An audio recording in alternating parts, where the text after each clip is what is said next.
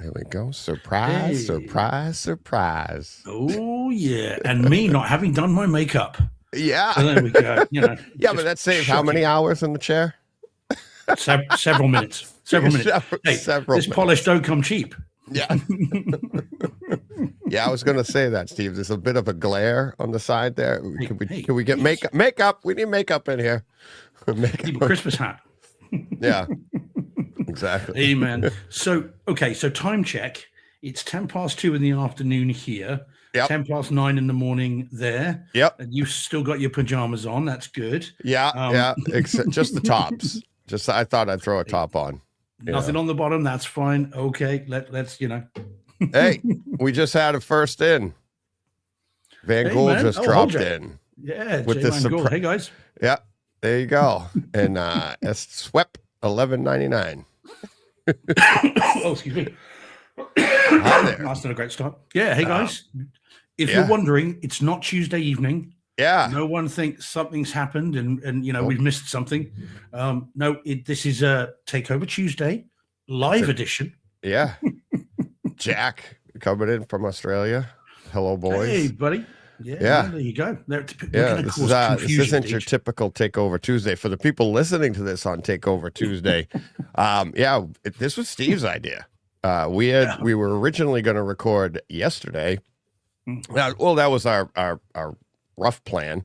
And I got busy, and I was like, I still could have done yesterday, but I was like, oh, Steve, can you do tomorrow? And he's like, I said tomorrow afternoon. And he goes, your afternoon or mine? And I was like, oh yeah, you're right. So we came up with this one, and I jump on here at 9 o'clock because we scheduled it for 9 my time, 2 o'clock your time, Steve. And then he's like, what do you think about just going live and not telling it? We didn't tell anybody. And it's like, I'm dressed for work. You're dressed for work. You got no makeup on your head.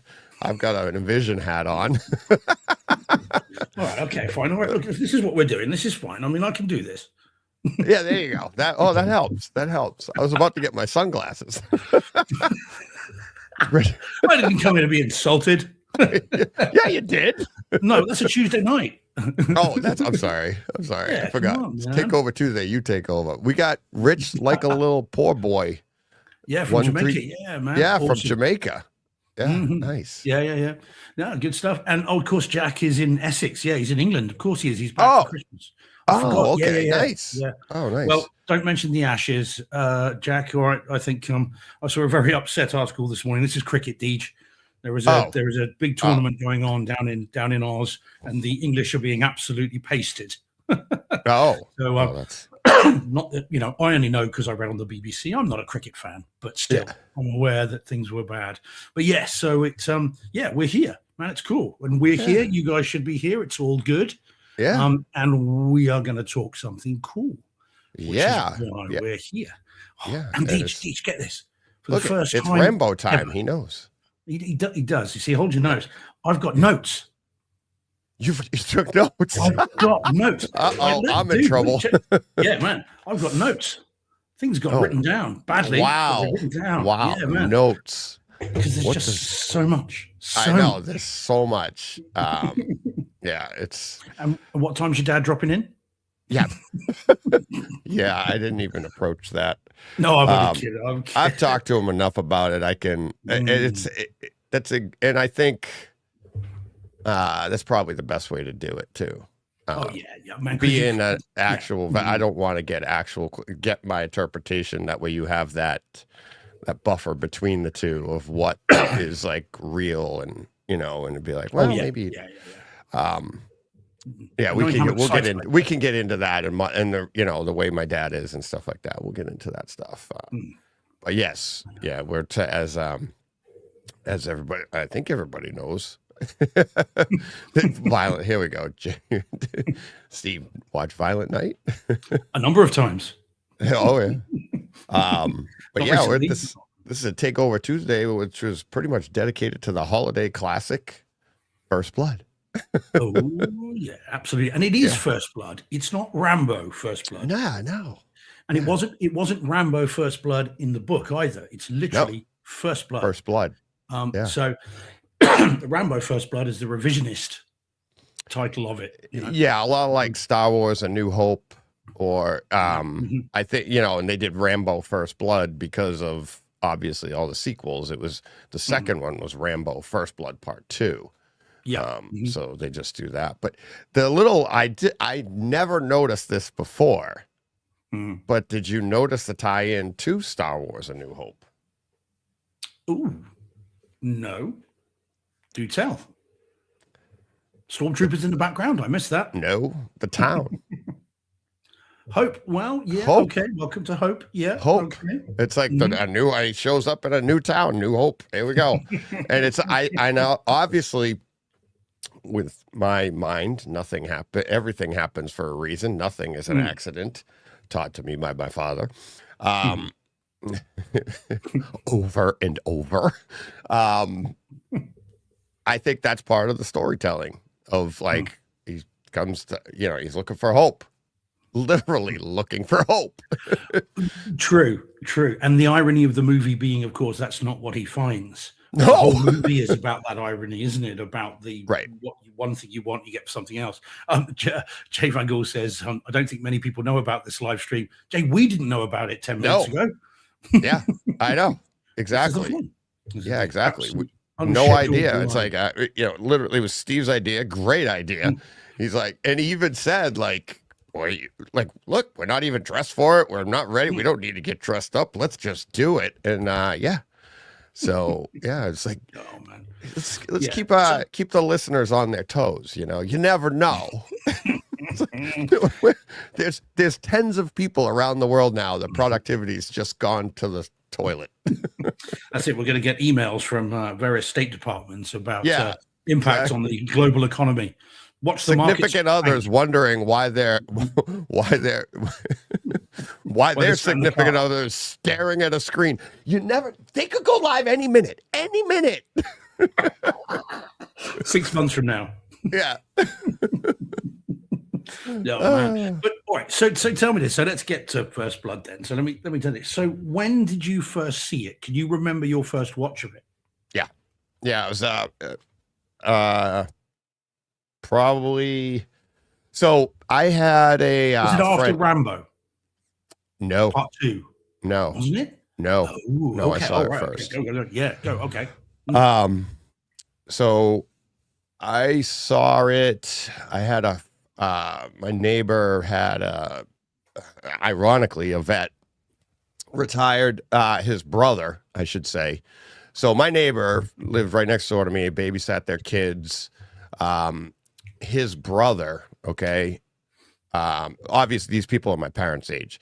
So his brother retires from the military. He was like 40 years old. That's about the time you would retire after 20 years, right? And he opened up a video store.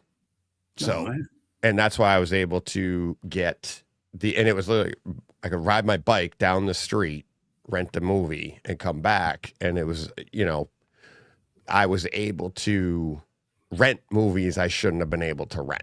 He was really cool about it. He's like, like I would be, and even my dad would have been like that. You'll be like, yeah, here you go. But did they have certificates for home video at that point? Because that didn't come in straight away. It's certainly not in New Zealand or in England initially. No, that's what, like, I hadn't seen it until mid 80s, mid 90s. Yeah. Mid 80s. So it came out in 82. I didn't see it in 82. I probably was like 84, I think. Okay. It's something like that. Right around that, like 15? We literally got our first video, 14, VHS player, something like that, a couple of years later. Because I was 12 when it came out, 14, probably right around there. And then what you call it, come out in 86, 85, I believe. 85 was First Blood Part 2. Part 2. Because he says in there, doesn't he? He says, what year is it? He goes, 1985. Right. So, yeah. Well, I know because I was 15 and I wasn't, obviously, it comes out, you have to be 17. It's rated R. You'd have to be 17 to see it. And it was a Tuesday night. And that's why I know I wasn't old enough to see it yet.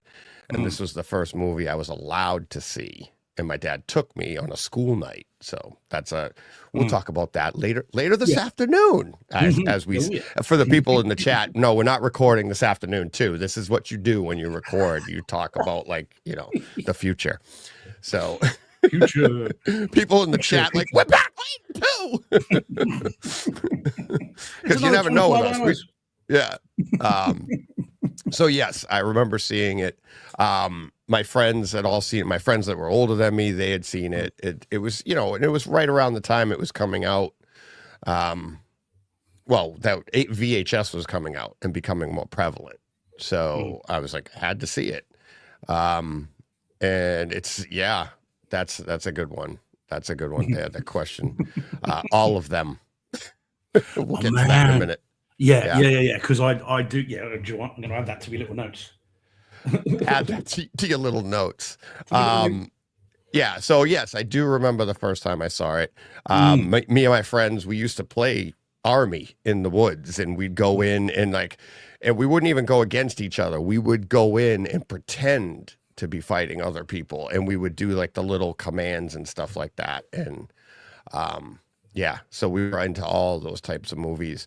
And obviously at the time, by the time I did see this, there was enough material into the 80s that this actually resonated even more for me, because when this came out in 82, the 80s hadn't taken, you know, the action genre hadn't exploded yet. It was just about to, right? So by the time I saw this, I had experienced some of the action drama, some of the, you know, the Chuck Norris, some, you know, those movies where it was like ridiculousness, missing in actions. What was the other, Charles Bronson, the one where in he avenged his daughter, right? Death Wish 1, 2. Was that Vietnam linked? I don't think it was Vietnam linked, but I'm just saying like the action genre type idea, right? Yeah, gotcha. So when I did come to First Blood, it was like, whoa, okay, this is a little bit subdued, more like realistic. Like this is what this is like. And yeah, this movie gave me a different perspective of my dad. Never spoke to him about it at the time. Because that's not what we do. It's like, hey, Dad, Dad, are you all messed up in the head? God. Did you find Johnny's legs? Yeah, exactly. That scene there we'll talk about a little later. But yeah, so yeah, I absolutely remember the first time seeing it. I remember the impact it had on me, and I think it does. It for me, it also. The impact it has on you, it also allows you to go forward into the 80s, into that action, and enjoy it, and just be like, especially with my dad's perspective, never thought of it this way, but until we're talking about it right now, but never thought of this, but maybe my perspective would have been different if my dad doesn't take me to see the second one and then literally like, okay it, like, it's not a bad thing to enjoy these things, even though these people suffered and there are people still suffering. This is entertainment, and it's, you know, and the way he described that, I'd save it for when I talk Rambo 2, but it's poignant here. But and the way he described it and the way he explained all that to me was like literally 2 sentences. I was like, because I asked him, and I've said this on the show before, but I asked him. Walking across the street, I remember where we were parked. I remember walking out of the theater, and I was like, "What'd you think?" And he's like, "Could have used a little more action." He was joking, of course. And then I said to him, "Dad, a lot of people are protesting," because it was prevalent at the time. It was in the news. It was everywhere, right? And we didn't have internet, so for a 15-year-old kid to be aware of how many people were protesting this movie, how many people were upset. You know, it had to be a big deal because it was making the rounds, right? And I said to him, how come there's people, you know, that are upset about this? And it's like, you were there. It's like, why aren't you upset about it? And he literally, just before we could even get to the car, and he's like, everybody's different. Everybody handles everything differently. He's like, I just don't see it. I just don't want to be upset about it. End of story. Wow. Back in the car and go home. So it's in that one little thing is like, that to me was like, okay, it's up to you, right? It's up to you. You want to be upset about something? You can be upset about it. You don't want to be upset about it? Just move on to your life. Go ahead. Yeah. And it's like, enjoy the action, enjoy the movies, enjoy life, do what you got to do.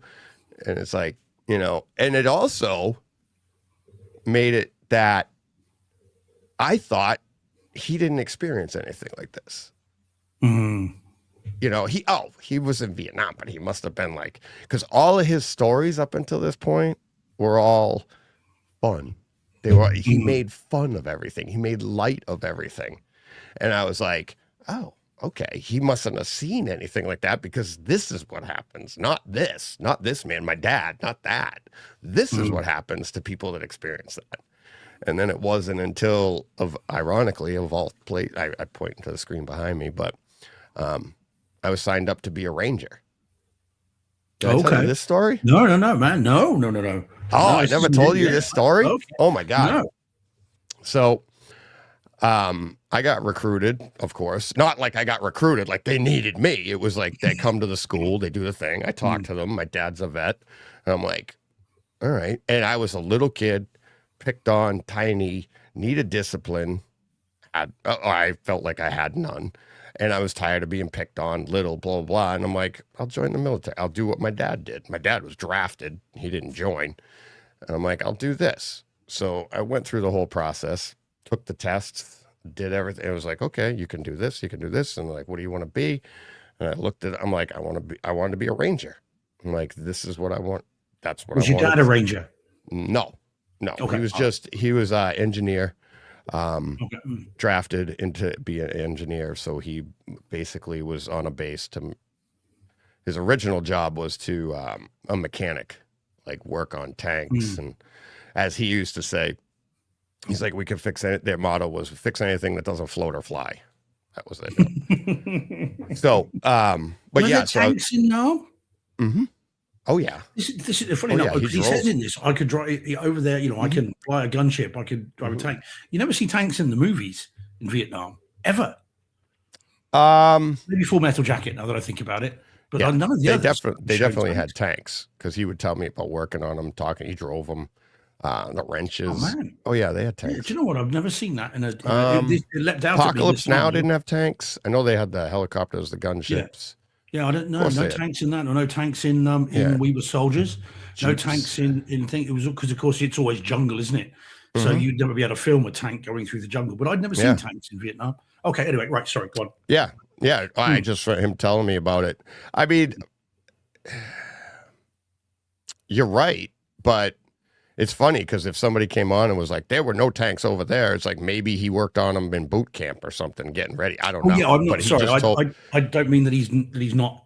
No. I'm just saying. I'm going by my memory of him describing, and I know he drove them. I know he did this. It's like he never flew a helicopter, but he told me, he's like, it was so funny. This is one of those stories like so also in the talk about a tangent, mid 80s. Was the mid to late 80s was the push for wearing seatbelts. Okay, over here. Nobody ever wore seatbelts, right? Some cars didn't even come with them, right? Then again, the cars that didn't come with them were basically a tank. If it hit anything, it was just going through it. It wasn't stopping. So don't worry about stopping short, right? So it's like, okay, boom. But I remember him saying, he's like, seatbelts. And he's just laughing. He's just being funny. Seatbelts. He's like, he'd get into a helicopter, like a Huey, sit on the side of a Huey like this, and they take off in the Huey. He's like, and I'm leaning out. We didn't have seatbelts. He's like, you just hold on. He goes, I'm on the ground. Why am I wearing a seatbelt now? He's just being just joking, but it's like, oh God. But yeah, so so I was saying, me signing up to be a ranger. And I literally took, I did 3 visits. Everything was all set. And I was literally just about to turn 18 at this point. It was July, and I was going to go sign, and they were coming to the house. The recruiter was coming to the house to pick me up.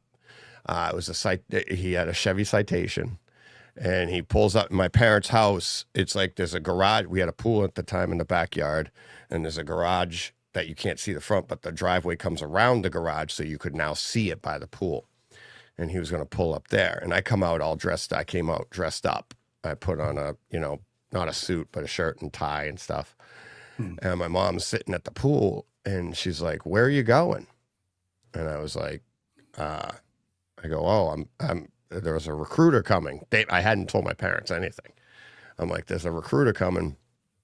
I'm going to go sign. And she's like, what are you doing? And I told her, I was like, well, I took the tests, I did all this and blah, blah, blah. And like I said, I wanted to be a ranger. They said, you qualified for all of that. You've got this, this, and this. And I'm like, okay.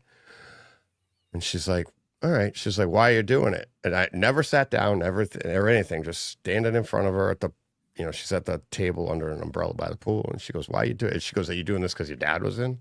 I was like, yeah.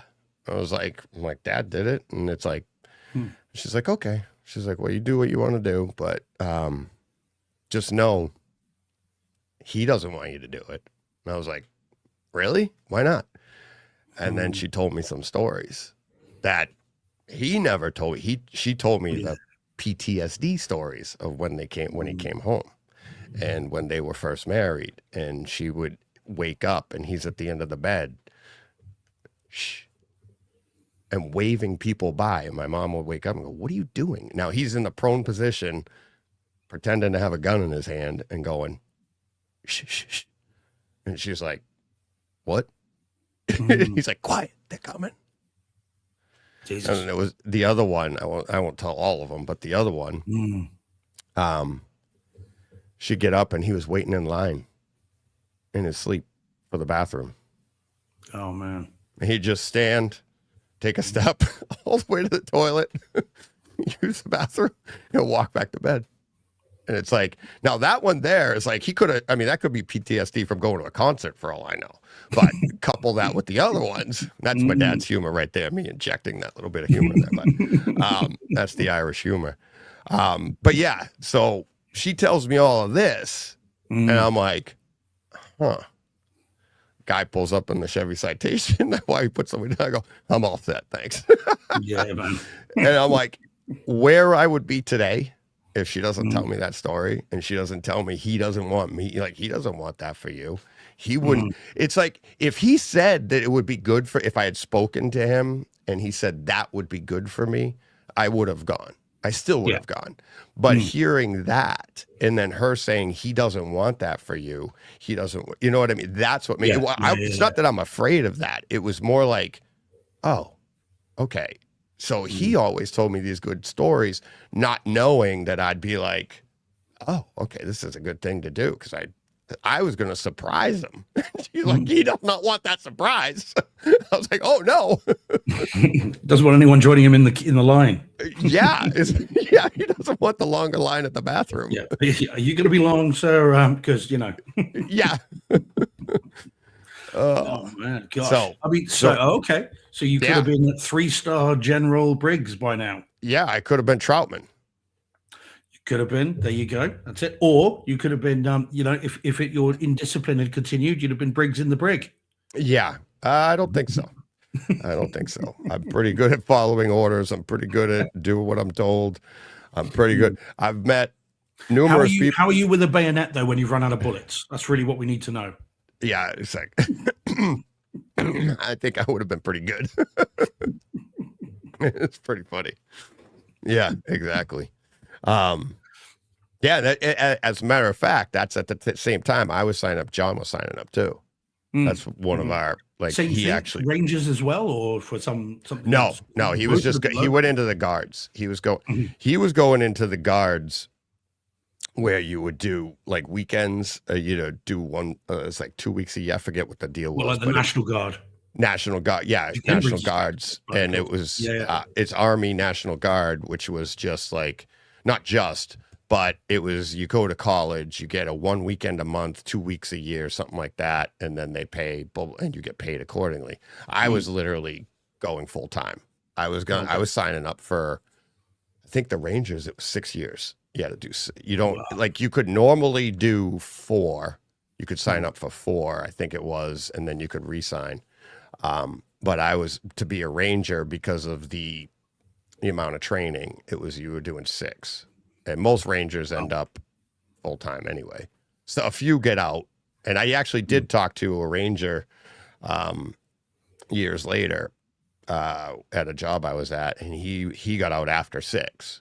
And he even said, he goes, it's rare. And he goes, but I'd done my time, made them, and it was, I wanted to do something else. It wasn't that he didn't like it or anything like that. But. And are they airborne then? Is that the Rangers that they're airborne? Is that we were soldiers? They're Rangers, aren't they? Flown in. I think so. I think airborne is there's different divisions, I believe. Where's Carl when we need him? Yeah, exactly. I think airborne Rangers, there's different divisions of Rangers and stuff. I believe so. Yeah, I mean, yeah. My buddy, I say my buddy, I haven't seen him in like 35 years, but that was a Ranger. He was in 3 helicopter crashes. Was his nickname Lucky? Yeah, no. He's like, he was the one that told me. He goes, yeah. I go, did you have any successful flights? First of all, were you flying them? Yeah, it's like no, it's like 3 helicopter crashes. Oh right, wow. But yeah, it reminds me of flying over the Grand Canyon in a helicopter. Right, the first time I've been a couple of times, but the first time was with my mum, and she did not want to go in the helicopter. She went in a plane, just flew over it. Right. Mm-hmm. And we went in a helicopter that went down into it.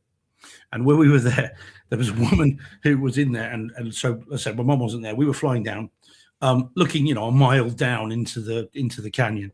And this woman, her knuckles were white. She was holding on to the seat for grim death.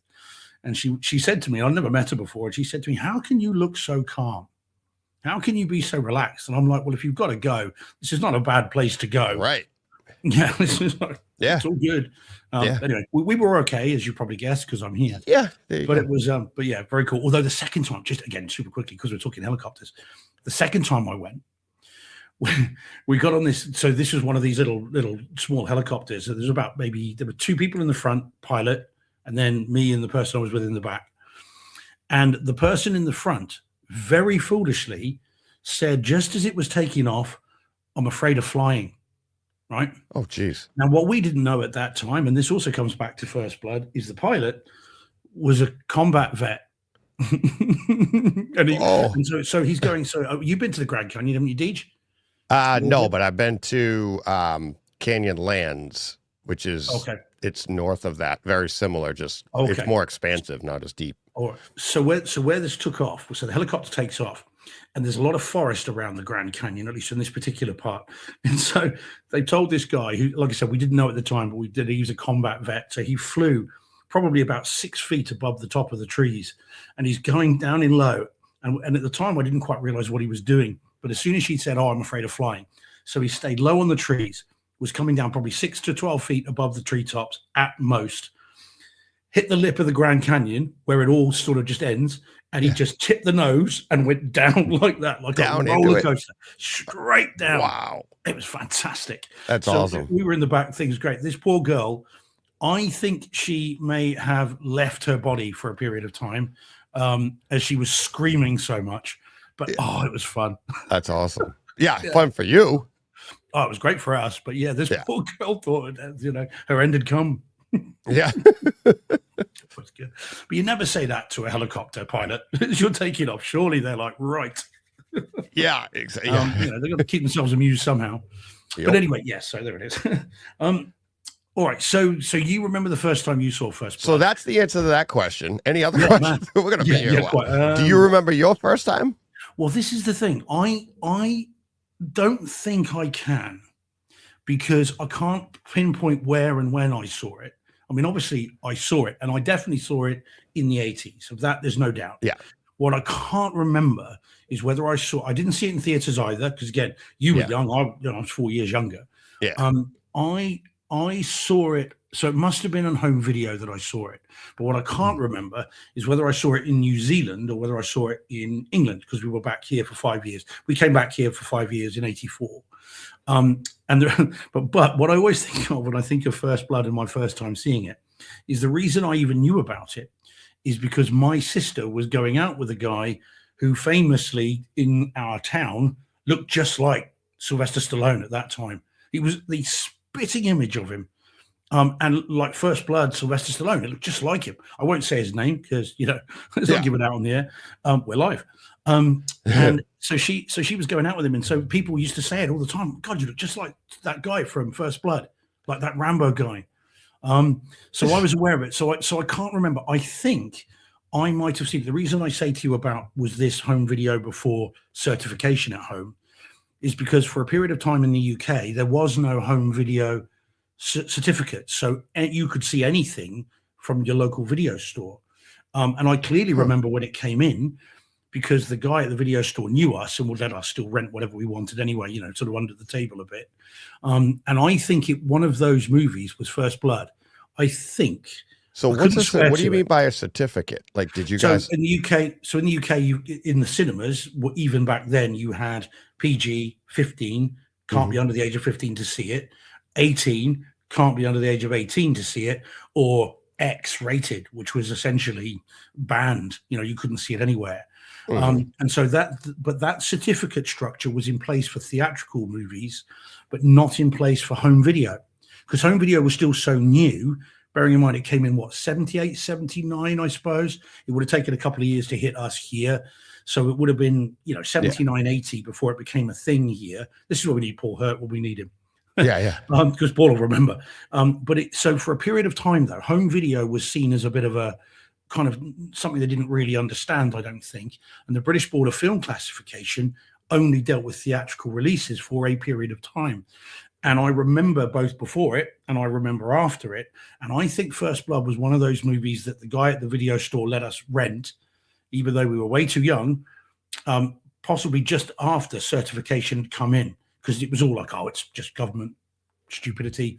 You know, what movie do you want? So I think that's when I first saw it. I think so. But I do remember, even as far back as I could recall with this movie, thinking this is something different. This is not any movie that I've seen before. And if you think about that time, the war movie, such as it was all, Audie Murphy. It was all World War II. It was all, there weren't many Korean War movies. I mean, MASH being the exception, but that, of course, was a TV series. Yeah. But it was all World War II movies, Where Eagles Dare, the Guns of Navarone, these kind of heroic, kind of separate kind of movies. And I think this one, at least for me, from what I remember, and again, bear in mind though, Deej, this particular film talking about Vietnam was never a thing here. It was never, for obvious reasons. We were not involved in that war. Right. We had nothing to do with it. I mean, obviously I wasn't alive at the time, but I don't think Vietnam permeated the consciousness of the UK pretty much at all until the 80s and the movies started coming in. So seeing this movie, certainly me, then and even to a certain extent now, I came to it without understanding what it was. I mean, because I absolutely am convinced First Blood is a throwback, is a remnant of the 70s movies. It's not, as you said, the 80s movies hadn't really started at that point. Right. First Blood Part 2 is 80s all day long. But I think First Blood is a remnant of the 70s. It's more Deer Hunter than it is, Missing in Action. It's more, it is more Death. Again, funny you mentioned Death Wish. Yeah. It's more Death Wish. It's more Apocalypse Now than, any of the sort of the crazy kind of, even movies like, Missing in Action, but Platoon, Hamburger Hill was a bit of a kind of rah sort of war movie. Maybe not Platoon, but you know what I mean. And so I think First Blood is a throwback, and it's the first time I can remember realizing Vietnam was not a. This is a terrible phrase. Sorry, forgive me for saying it. No, say it. Was not a popular war. Well, I thought you were going to say this. Did you know this? It wasn't a war. So was it a military action, wasn't it, or something? Yeah, it was what do they call it? It was I forget what the term was that they used to justify it. So is it military action? Is that what they call it? Because that's in Good Morning Vietnam, isn't it? Scruffy was saying a police action. Scruffy Kingman was saying police action. It was not. What did they call it? Anyways, here's what everything you're describing is, and again, these are things like I didn't even think of it this way, but so movies up until this genre, the Vietnam War movie, right? So you have your Vietnam War movies, and then you have your Vietnam movies. Like a First Blood isn't a war movie; it's a movie about Vietnam. Okay, and go back to any movies about World War II, and leading up to the Vietnam era, you get it's a group thing, it's a war thing, it's talking about the battles. Apocalypse Now was actually probably, which it was like 79, came out, and it was actually a mix of the two. Okay. Yeah. So if you think about war, and you're thinking about gunships and tanks and this and what's going on, and then World War II, and you're like, we've got, what's going on in the Pacific, because that's a world war as well. You've got what's going on in the Pacific. You've got what's going on in Germany or in Europe, and you've got all of this. It's a huge stage, right? Multiple people involved, because everybody's involved. Back here, they were parts of the movie where it's like, women going to work in the factories to support the war, and doing all. It was a huge event, right? Dig for victory, they called it here in the Second World War. Yeah. And literally around the globe. From everybody's perspective, I mean, it's a huge event. All right, go to Vietnam. Well, you're going to make a movie about it. Early on, you're like, okay, we'll make a Vietnam War movie. You don't have that scope, right? But then you do have this part of it where you can't you can't have a draft if there's no war. Congress in this country never declared war on Vietnam. So if we didn't go to war, how did these people get drafted? Okay. So you have that aspect of it. So now, because of all of these things and these loopholes, and however they did it, I don't know, I was a kid or not even born when it started. So how did this happen? So now you have people like an Oliver Stone or, David Morrell writing the book. You have Francis Ford Coppola doing Apocalypse Now, which was in Apocalypse Now, you have the scope. Right. You have you got the beach. You've got all of this stuff, Robert Duvall and the beach. You've got all of this. Then and it's looking at it through the lens of Martin Sheen's character of an individual going through this. And who does he come across? Marlon Brando, who's gone bonkers. Why did he go bonkers? He's not supposed to be there in the first. There's so much more to it than just because you couldn't make that. I guess maybe you could, but you couldn't necessarily make that movie in World War II because everybody was behind it at the time. Here in a Vietnam War, you have conflict within the individual. I'm not supposed to be here. I don't want to be here. I was forced to be here. Or this isn't a war that this is not even a war. What are we doing here? There are so many things that would allow the movie making to change that. Latch onto. To latch on and to tell that narrative. And then with First Blood, with David Morrell wrote this in 1972. The war was still going. Yeah. At the time, right? So David Morrell writes this. I'm sure others did as well, because you have like The Missing in Action, which is modern day, was the early version of Saving Private Ryan. Right. But that was a group thing back. Oh, look, the first boy, the last child left. We got to go save him, blah, blah, blah. That's basically Missing in Action. So you have these movies that turn into an individual story that about, the war, because and that's the end speech of First Blood, which we'll talk about, I'm sure.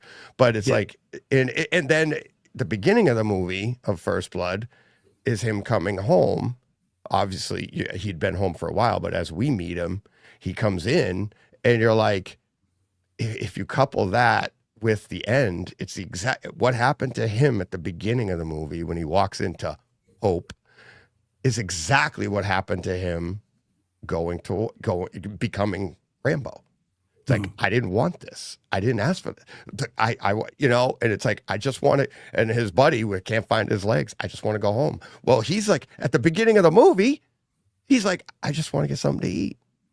And he's like, nope, not on my watch. You're going to do what I tell you to do. Yeah, the last time I did that, what happened to me? Like, I end up in a country and my friends are getting blown up. So it's like you've got and that's the movie. Never mind the book. Which after watching this, I want to go read the book again. The book is very, very, very. It's actually not that different. It's actually very similar. Darker though. This is what. Well, the ending, of course, the whole book shot. Yeah, but he kills multiple times. Yeah, that's the movie you want. And yet I find that interesting because that's the thing that people forget, don't they?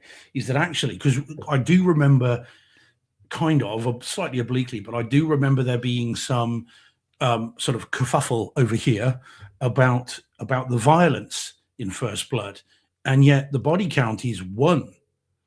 And he did it to himself. Yeah, exactly. It's a self-defense action. I mean, all day long. Yeah. He wasn't seatbelted in, alluding to my story earlier. Yeah, to show that to your dad. Now, look, Dad. Dad, see, you needed your seatbelt. Yeah.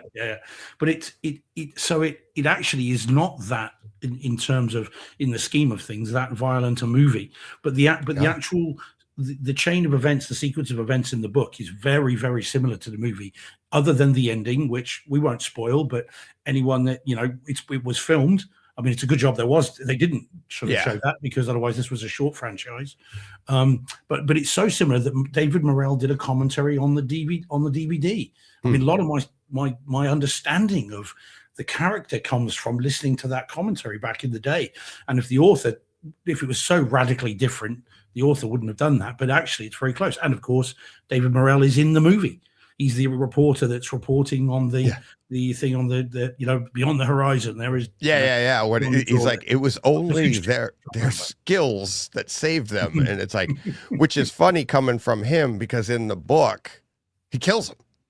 Yeah, he goes right through him, and graphically in the book, and that's why I'm like, for you, I'm like, that's the movie that needs to be made. We get that in Rambo First Blood Part 2. We get the bloodbath in the second, third, fourth, fifth movies. One of the things I like about this film is that it's different in that way. It doesn't approach. It's not a bloodbath. He's got, and again, you might say he's got every justification to kill in self-defense, bearing in mind what they do. But actually, he doesn't do that. He's not. I mean, this is one of the massive changes between the first and the rest of the movies. I don't think in First Blood he is a all-encompassing killing machine. He's actually quite restrained. He said that, leave me alone or I'll give you a war you won't believe. And yet all he really does is blow up a few buildings and shoot some things. It's actually quite A-teamy, isn't it? We're going to shoot all these guns and no one's getting hurt. There might be a Daction with a slight limp. And that's there was one scene at the end that I just noticed on this viewing. So it's at the end when he's shooting up, I think it was like the store, right? The nice, like all the Christmas stuff, right? And he just signed, he's got the M16. He's like, and he's holding that. And which is by all rights, you shouldn't even be, it's meant to be a mounted, right? It's supposed to be a mounted gun. So he's holding it. He's like, and he's literally just blowing out, shooting to shoot, right? Just shooting out glass. Just shoot it, shoot the glass, right? He's just shooting up. So they do a jump cut from him and it's the iconic view of him and the belt is going through and the bullet, the shells are coming off and bum, bum, bum, bum, bum, right? The casings are flying. And then they jump cut from that view to the building that he's shooting, and you see the glass and the lights are going on. And there's little things are exploding. Christmas trees are falling apart, and they come back, and it was a weird cut, but they come back, and he's got it mounted, and he's holding the belt with one hand. The tripod's out on the front of it, and he's got one eye closed, like he's aiming. Like, what are you aiming at? And I burst out laughing because it's very quick, right? But I'm like, you're literally just shooting a building. You're hitting the broadside of a barn just for the sake of unloading the belt, right? And he's got his eye. All right, I got the top of the Christmas tree. Is that Snowman? It was just like a jump cut, like, hey, let's put this piece in. Like he's got it on the top of like I don't know, like a dumpster or something. You can't even tell what it is. It's so quick. But he's just like, what are you doing? It was so funny. Do you wonder whether either he thought, well, look, this just looks cool, or his arm got tired? Well, that's the thing. Is it a case of, look, how many takes have we got to do with me shooting this? Right, forget it then. Bring me that dumpster. Right, there we go. Look at how cool I can look. Yeah. But also, if we're thinking of that, I mean, here's me saying I think he's quite restrained in this. He didn't check that building. No. I mean, that could have been full of staff members and children and kids. I mean, they're just told to clear the streets. That could have been full of people. He could have clear the streets, go into the building. Yeah, exactly. Yeah, they're all dead. Yeah. So, but okay, so let's back up a little bit then, because I want to go through some of this. So before we talk, one thing we've never talked about, in at least as far as I can remember, and we'll go right back to the beginning before we even get anything on screen. Jerry Goldsmith's score, the music, and specifically the John Rambo theme. Hold that thought. This is the most hysterical interruption. The score we're going to talk about, right? Mm-hmm. Literally 9:46. It's 9:54. I just noticed I got a text. Mm-hmm. Is it from Jerry Goldsmith? Because that is incredible.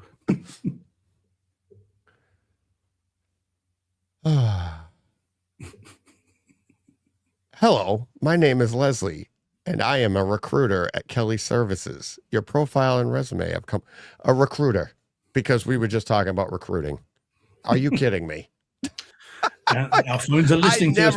I've never gotten those. Like, what is this?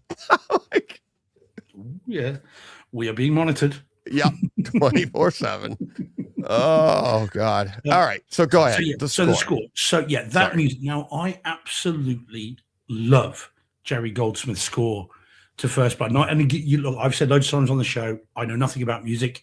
Music is alien to me unless it's movie music. But this particular score, I think, is some of the best movie music outside of John Williams. And again, did you know what? We talked, didn't we, about about our favorite pieces of music all that time ago. And this didn't even occur to me. And yet I think it's probably one of my favorites. I love that,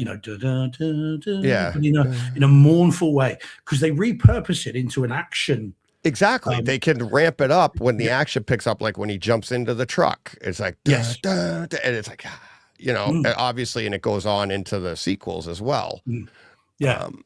Jay says he did Alien as well. Jay Van Gogh says he did Alien as well. Oh, fair play. Well done, Jay.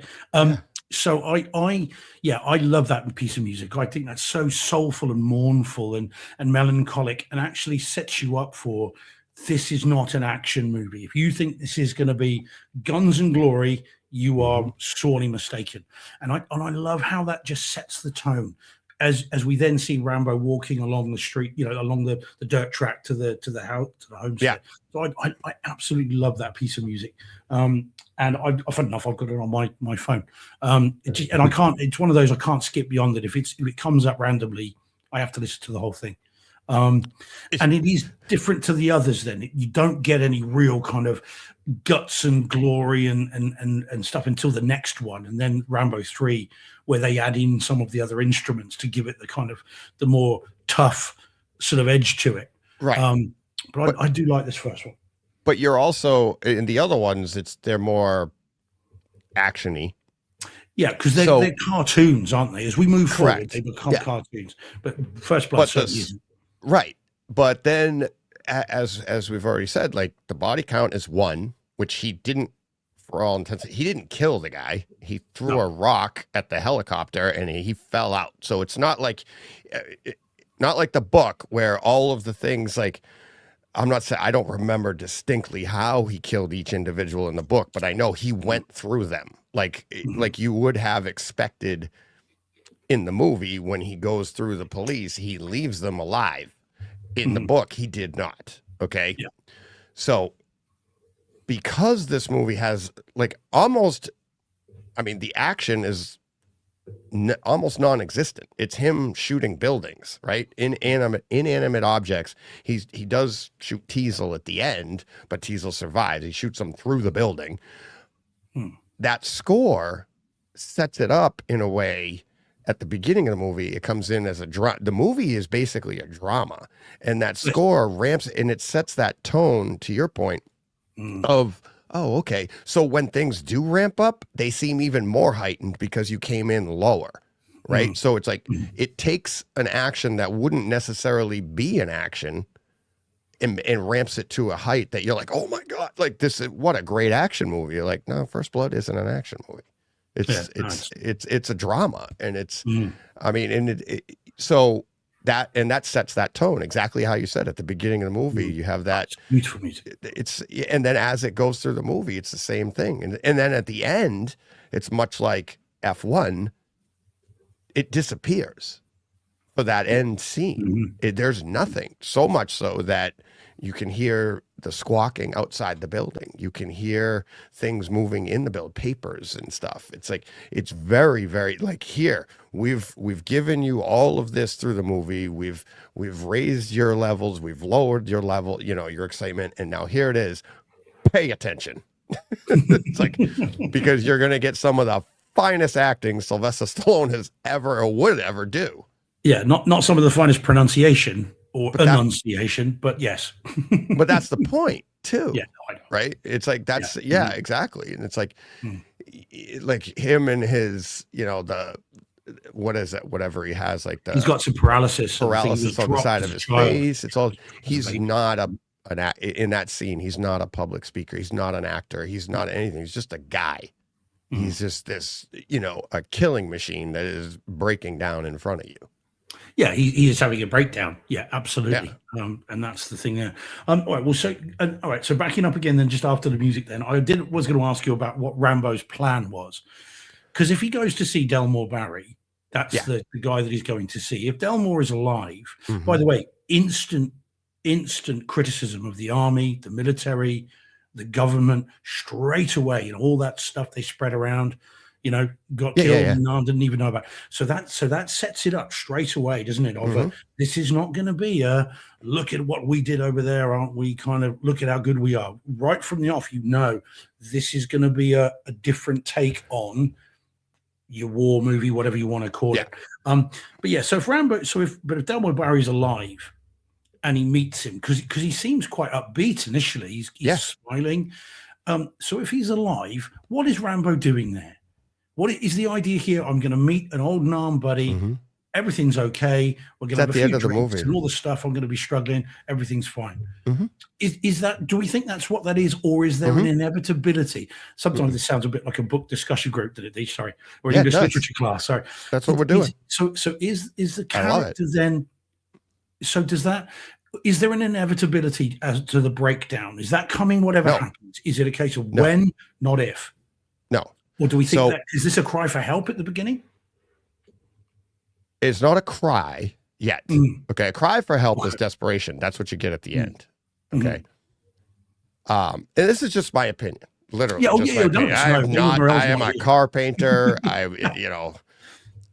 Former Army Ranger for all of 2 minutes. Until you lift the right. To my credits now. All I had to do was just sign.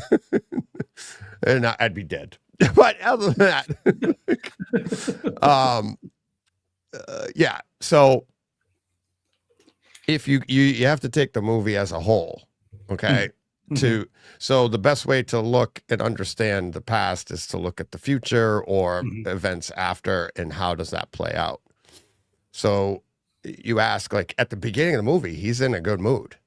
He's like, hey, look at it. And he's cheerful. He's like, look how big he is. Look at how you had to put him in the back. Otherwise, no kidding. That's what everybody does when they take pictures. Thanks. But yeah, and it's, he's walking. And it still shows like he's walking through life. And he's happy to do so in his own mind. And he's looking for his friends. Okay. Which you find out later in the movie, he was the last one. That's why at the beginning of the movie, you don't know, but he's got his book. He's got his address. This is where my friends are. This is the last one, which you find out later. Because at the end, you take the opening of the movie and then you take the end speech. And it's like, they're all in the end speech. He's like, they're all gone. They're all gone. And then Troutman's like, you're the last of this breed. You're the last. Don't go out this way. Right. He's cheerful because he's trying to go see a friend. Because at the end, what does he say when he's like, this is what happens? He's like, I see these images in my head. I can't get them out. I'm all alone. I don't even talk to anybody for days. Yeah, sometimes days, sometimes week. Some days, weeks. And it's all in his head. So he's like, I can't. And it's like, he does, I wish I could quote it verbatim, but it's so like, poignant to everything. Like this is a movie we shouldn't be doing now. We should be doing this in November, because everything he's saying is like, and literally to the point of what I was telling you about my father. How did my father not end up like that? Not that he was a Green Beret, not that he was special forces, but my father had that, or had the PTSD, like a lot of people. That you can't not, okay? How do you deal with it? Don't isolate. Yeah. Have friends, talk to people. That was the point. He was going to Delmore Barry to talk to, and then you support each other. And then that's how, you know what I mean? So it doesn't necessarily have to turn out like that. How did my dad end up the way he is? I mean, he came home and didn't isolate, had a family, and was like, this is my life. You know, so he might not have literally talked about that, but he took it and moved on. If all you do is wander the earth and think about your past, all you're going to do is relive your past. Yeah. Right. So, okay. So if he's not broken enough at the point where he goes to see Delmore. So the idea here is to Delmore was the last straw. Yeah. So this is him. I need to connect. I need to do this. So as he's walking away, it's a very quick shot, and I don't think this is in the book, and I don't know who came up with it. But as he's walking away from the lady with the line, so Delmore Barry's mum, I'm assuming. Yeah, his mum, yeah. We don't know, but we think it is. Yeah. As he's walking away, you see him throw paperwork into what looks like a fire. Into the fire, yeah. Yeah. Now, is that him then saying, then that's it, then that's my past, that's me, my last attempt to connect, that's me gone. Right. That's it. And now he's lost, wandering. Yeah, he's wandering Mm-hmm. alone. Like, he gives her the picture. Yeah. Right. Mm-hmm. He's like, here, you could keep the picture. The book is meaningless. They're all gone. That was his book of of everybody's addresses and on who he can get in contact with. Troutman, you find out later, isn't answering him. Yeah, right? he's been trying to get hold He's of like, I reached out to you, and he's like, yeah, they got me up in Washington, shining the seat with my ass. My ass. Yeah. So, he has nobody. So this is, and to his credit, to this character's credit, he doesn't just, end it himself. He goes to hope. He's looking for hope. He finds hope and gets crushed yet again.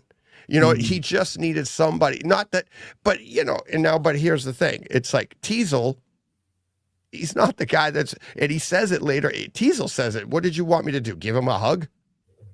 What would you do if you saw him? How would you handle him if you saw him? I'm not blaming him in Teasel. That's like any guy would.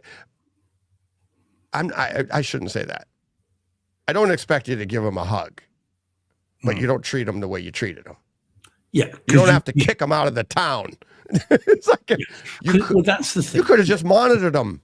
You could have just been like, you want to get something to eat? You know where he is. It's a small town. Yeah. Yeah. When are you going? Okay, fine. No worries. Yeah, get out of this town by sundown.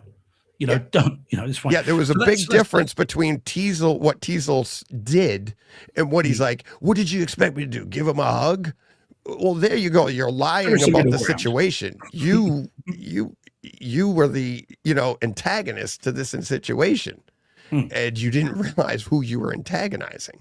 That's basically what happened. So that's the next point, which is the other thing then. So, okay. So, and I've got a new perspective on this because having just watched it again now, even though the hundreds of times I've seen it. So, okay. So Teasel comes out, gets in the car, sees Rambo and says to him, right, he said, you wearing that flag, wearing that jacket, looking the way you do, you're asking for trouble around here. Yeah. Now, every time before this last time I watched it Saturday, Sunday, whatever it was, I've always thought that was a military comment or an anti-military comment because the jacket's clearly an army jacket. It's army surplus jacket. Right. I mean, obviously, it'll be actually an army jacket, won't it? I've assumed that's what you came back wearing. And it's got his name on it. It's got the Old Glory on the arm. So what do you think that means? Because, like I said, I thought it was anti-military. I don't know for reasons I'll explain in a minute. Yeah. But what is he getting at there? Is he getting at the, soldiers coming back from Vietnam? We don't like you. We don't want you in this town. Or is it just he thinks he is a vagrant and that's it. Yes, it's. I think But why it's. mention Well, the flag? he's former military as well. He's Korea. Yeah, he fought in Korea, according Korean, to the right? book. Yeah. And So he's former military as well. Hmm. And there's I forget what movie it was. But again, one of my best friends, Derek, former Marine. Other guys I've known in my life, my dad, other people, anybody you know. I go to Derek because the Marines, it's crazy. Probably because I've known other Marines too, but I've probably had the most conversations with Derek about it. The uniform is everything, right? The uniform is the flag. It's the representation of the country. And you don't desecrate the flag, and you don't desecrate the uniform. So Teasel saying what he said wasn't anti-military. It was actually pro-military, because the way he was dressed and how dirty he was, and the flag on his arm being dirty, he was desecrating the uniform and the flag. Okay. You see what I mean? That's how I took it, because he's like, clean him up. He smells. He's this, he's that. And to your point, yes, he's a vagrant. That's why, he is dirty. But, and at that, so the uniform is everything. Like when you're out, it's like, now if you're in combat, it's a different story. That's why you have your quote fatigues, right? And then you have your uniform, and that jacket was part of the uniform. It wasn't necessarily like part of the fatigue. And he's not in combat at this time, so you're walking around, like you're in combat, like you're desecrating the flag, the country, and the uniform. Okay, so I had always thought, again, this is me not knowing that it was an unpopular war when I saw it way back when. Right. Is there is a suggestion I think that I got this time. They don't know he's a soldier until Galt says, "What do you know? Old Harry here is a soldier with his tags." Right. And even then, only when he's given them. When they see them, they don't think he's a soldier. They're taken from him. They're given to Galt. Galt looks at them and goes, "Oh, Rambo, John Jay. What do you know? Old Harry here is a soldier." Yeah. So that then might suggest that Teasel doesn't know he's a soldier, and is it just you're just scruffy wearing the flag and look, and therefore you're just, as far as Teasel's concerned, you're just a disheveled loner, and that's it. And it doesn't make a military connection. This is what it's only just occurred to me this time. Sorry, again, just in my head. No, it's possible. Like you said, he could just be like vagrant, homeless guy, grabbed it at a Salvation Army, army surplus, or army surplus, put it on whatever, or just and you're just wandering around, because a soldier, like up until this point, soldiers would have been. Okay, that's the uniform. You're not doing it. My dad has his jackets like that, but he didn't wear them out. He'd wear them around the house working. If it was cold, like he has a cold jacket, he has warm. He had all his stuff, but you don't wear it out. You wouldn't. That was all meant to be like, you got to be all done. Your shoes have to be polished. Even my dad in the military, all that's everything has to shine. Everything has to look good. You don't just walk around going, Well, because you'd have also thought, presumably, if Teasel was a vet. And he is, isn't it? Again, from what Morrell said, he's a Korean War vet. That he might spot the signs of someone, if he did make the connection that this is a Vietnam vet, that he might have actually been more empathetic towards him, rather than get out of town and I'll take you up the road and don't come back. I wonder whether therefore he doesn't think he's a soldier, just thinks he's just a vagrant out for trouble, and that's it. But I've always thought, like you did, I've always thought it was a military comment. Well, but looking back at it now, I think maybe not. He just thought he was just wandering. He's just a vagabond, and that's it, Yeah, no, I'm just guessing, because we're talking characters here anyways. But obviously with Morrell writing it, I'm guessing that your assessment is based on today, in your brain today, and how you and how we think today, right? There's a lot of, and it's hard to think of it and take the knowledge that we have today and think of it. But a guy like Teasel, and this is why it's like Teasel, that's every man back then. He's not necessarily the bad guy. I mean, he shouldn't have gone as far as he did, but at the same time, everything you're saying is correct. Like, why didn't he clock him? Why didn't he say like, well, he's a vet? Mm. Because nobody thought of it that way back then. It's like Yeah. it's like if you had issues, suck it up, buttercup. That was the mentality back then. That is not how we treat the flag. You can't be a soldier because a soldier wouldn't do that. And this was this was the beginning of the change. It's like, I mean, we had, Omar on, right? And last year's thing, it literally was Omar's action. I'm not talking out of turn here. He said it on the show, on the 25-hour show. He lost his job because he said of his PTSD from the nightclub issue, right? He had to go. He's like, I can't do that. I need help. They're like, yeah, that's today, this day and age, right? That was what, 10 years ago, something like 5-10 years, whatever it was, but it's this time frame. Okay. So because of Omar's actions, they've changed the laws. They've changed how we think of, like, we do need help. So here you have David Morrell writing about this in 1972. They make a movie about it in 82, and Stallone is acting out that I need help. I need to talk to somebody. And it takes 40 years. Omar loses his job for the exact same action because he needs to talk to somebody. Yeah. That's how stupid we are as people. It takes us forever to figure this crap out, right? So you look at Teasel in that time period and you go, why didn't he figure it out? Because nobody had any sympathy, empathy, or anything for anybody else. You were like, I don't care that you were in Vietnam, suck it up. It's like, and that's, you know what I mean? And it's like, he can't be a soldier because all the soldiers I know are clean. They respect it. Yeah. And it's not that he was disrespecting the uniform. He's just lost. Well, is there something then that we get there from, do we learn about Teasel's character very quickly then? Because he's got a cleanliness thing then, hasn't he? Because as he gets into the car, he sees Dave. He goes, hey, Dave, you going to take a bath this week? Yeah. And so maybe the Teasel's got a little bit of, OCD about him. Go ahead, finish, because I got no. Yeah, well, I'm just wondering whether that's a quick throwaway line that you already realize he's a bit of a jerk already for even saying that to someone. And so then, of course, encountering someone like John Rambo, who is then not, and again, he is now feeling completely disconnected. He is, to all intents and purposes, alone. He's broken, doesn't know where he's going. He says, "Oh, Portland." He doesn't know where that is. South.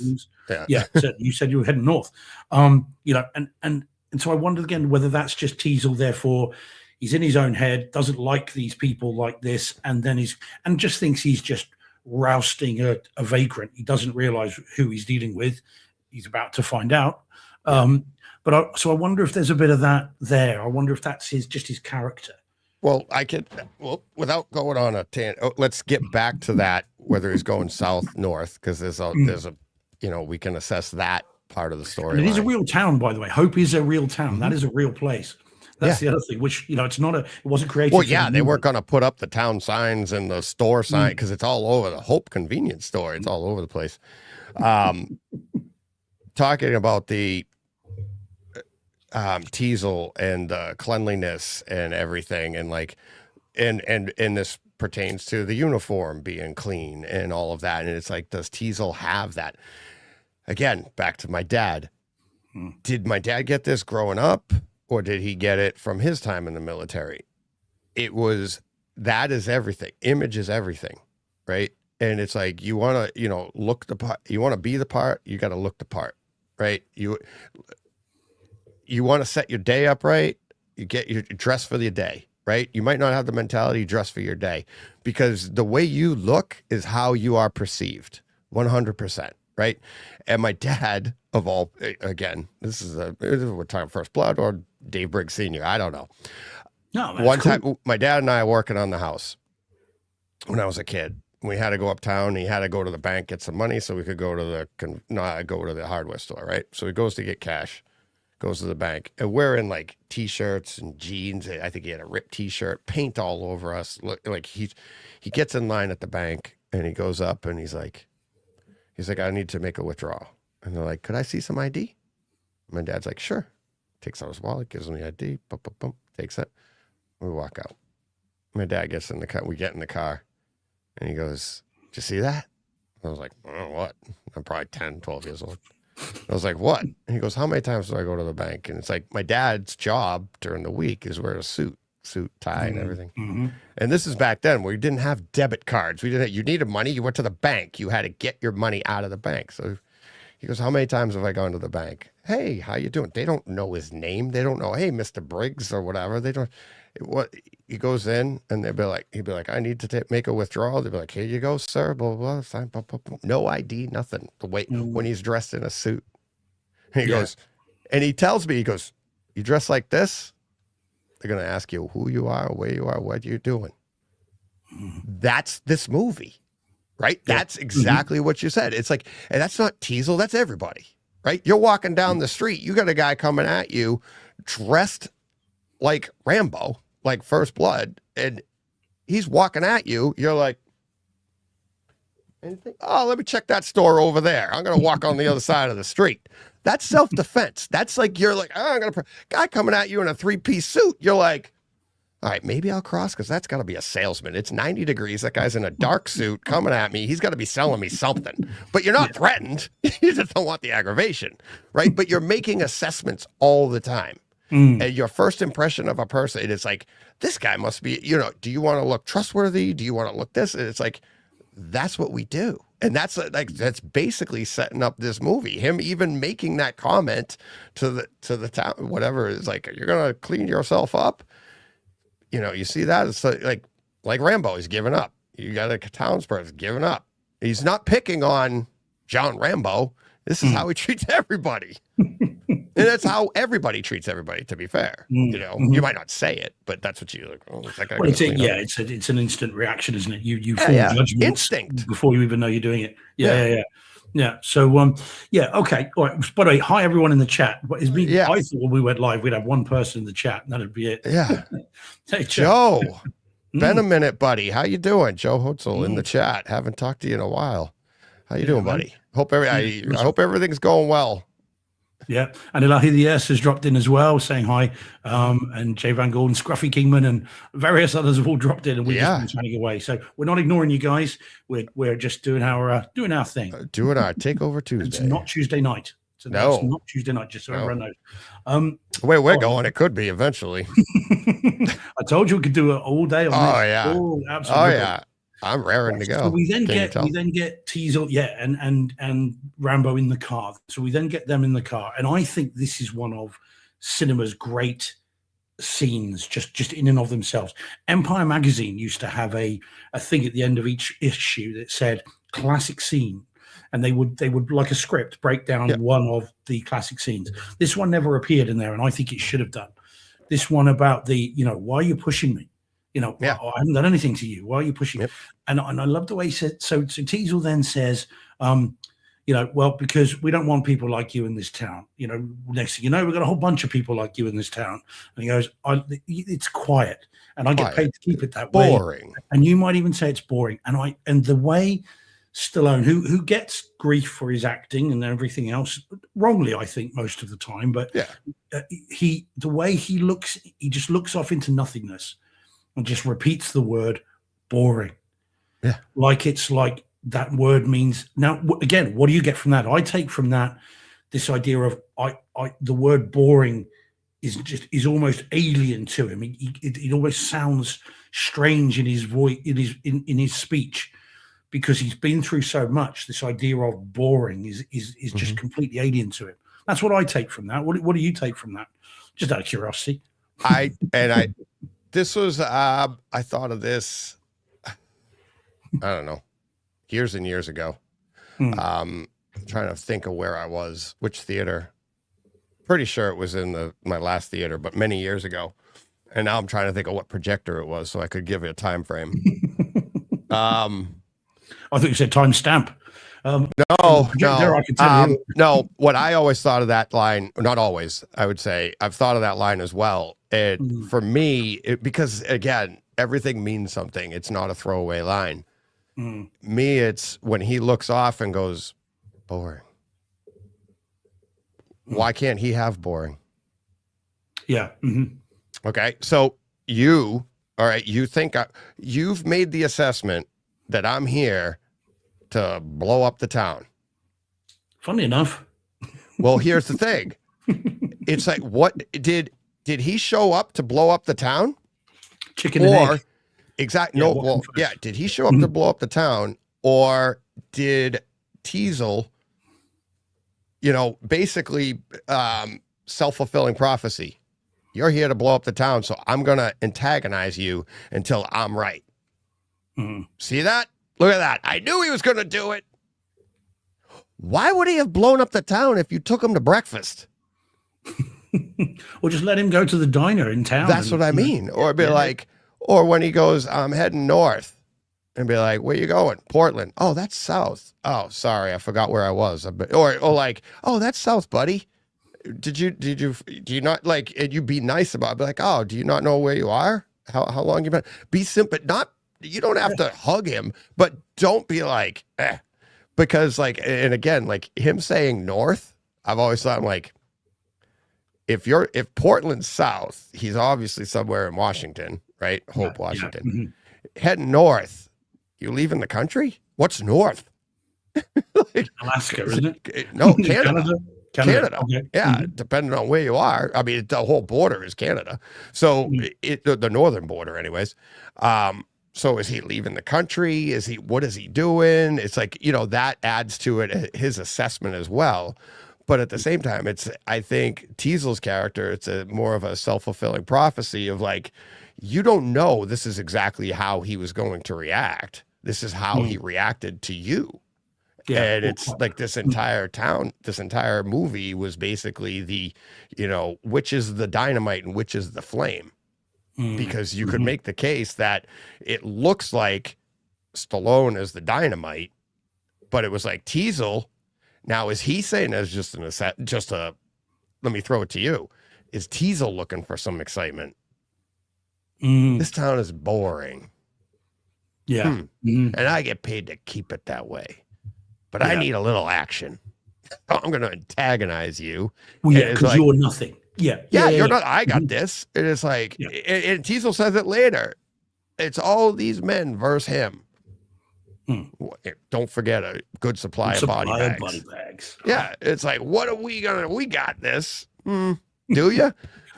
Well, So again, is it Teasel just being dismissive of him, looking for trouble where he doesn't think he's going to get any trouble coming back? It does make it. And Frank, even when he finds the knife, and more about that in a second. So even when he says, right, you're under arrest. By the way, resisting arrest. Really? The criminal defense lawyer in me is like, come on, then we'll take that to court. Resisting arrest, when you know the rest of it, it'd be like, did he really resist? Because I think if he had, he wouldn't be here right now. Yeah, neither would you. Like, but even when he finds the knife, this bloody great big knife, even when he finds that, he doesn't twig then, this is someone I need to be very careful of. Yeah, he still does not. So again, there's arrogance there, isn't it? So there's arrogance, there's potential OCD and cleanliness issues, but this idea that I can push you, as Rambo says, I can mistreat you, I can be an absolute jerk to you, and you can't touch me. And if you do, I'm the might of the law. I am the law. Another Stallone movie that you love so much. Where he says, you've put it out of your mind, I'm sure, where he says Judge Dredd, doesn't he? I am the law. Yeah. So I am the law. He says, I am the law. You will not you won't give this to me. I'm giving this to you. I'm the one that gives the orders around here. And so arrests him. And even, as I said, finding this knife, doesn't think, what am I doing? Why am I pushing this guy? And still just carries on with it. And we then get to the police station where it then becomes a whole new level. Because then, of course, it's not just Teasel. Once you get to the police station, it's all the officers apart from David, what's his name? He's the gingerhead guy. David. I want to say Carradine. It's not Carradine, of course it isn't. No. Him. The guy who's in NCIS, isn't he, from there? Yeah. I'm just kidding. Yeah. David. I know I've got Carradine in my head, and I know I have not Cassidy, Carradine. David. Oh my gosh! Right, I'm gonna have to look it up. It's gonna do hang my on. head. I can find it. Right. First blood. Right. Let's have a look. Let's see if it'll give us. Oh gosh. Caruso. It is David Caruso, isn't it? David Caruso, yeah. First bit. Okay. So yeah. So other than him, who is the only one who seems to think, actually, we're here to protect and serve. This is a person, and what he says, look at Jesus. You see, what's this guy been through? We need to tell Teasel. Other than him, all jerks and Gold psychopathic. I mean, he's a. I mean, which then takes me to this. Do we think that they blast him with water, which I would say is torture. Yes, because I mean, many I would. don't know whether that, well, quite.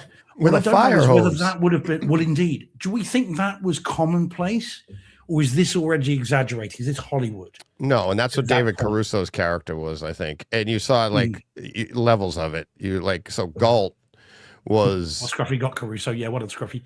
Yeah, Scruffy got it too. I think he got it like the exact because I was looking down. I'm like, I just pulled up the thing, the character, like the cast. So Galt is the extreme. I think Galt is actually worse than Teasel. Well, Galt is homicidal, isn't he? I mean, he's trying to torture Rambo. Yeah, he wants to kill him. I mean, Galt ends up dying because he's trying to kill him at all costs. Like this is his. And again, they were best buddies. Him and Teasel were best buddies. So they were like, they grew up together, and you could kind of see.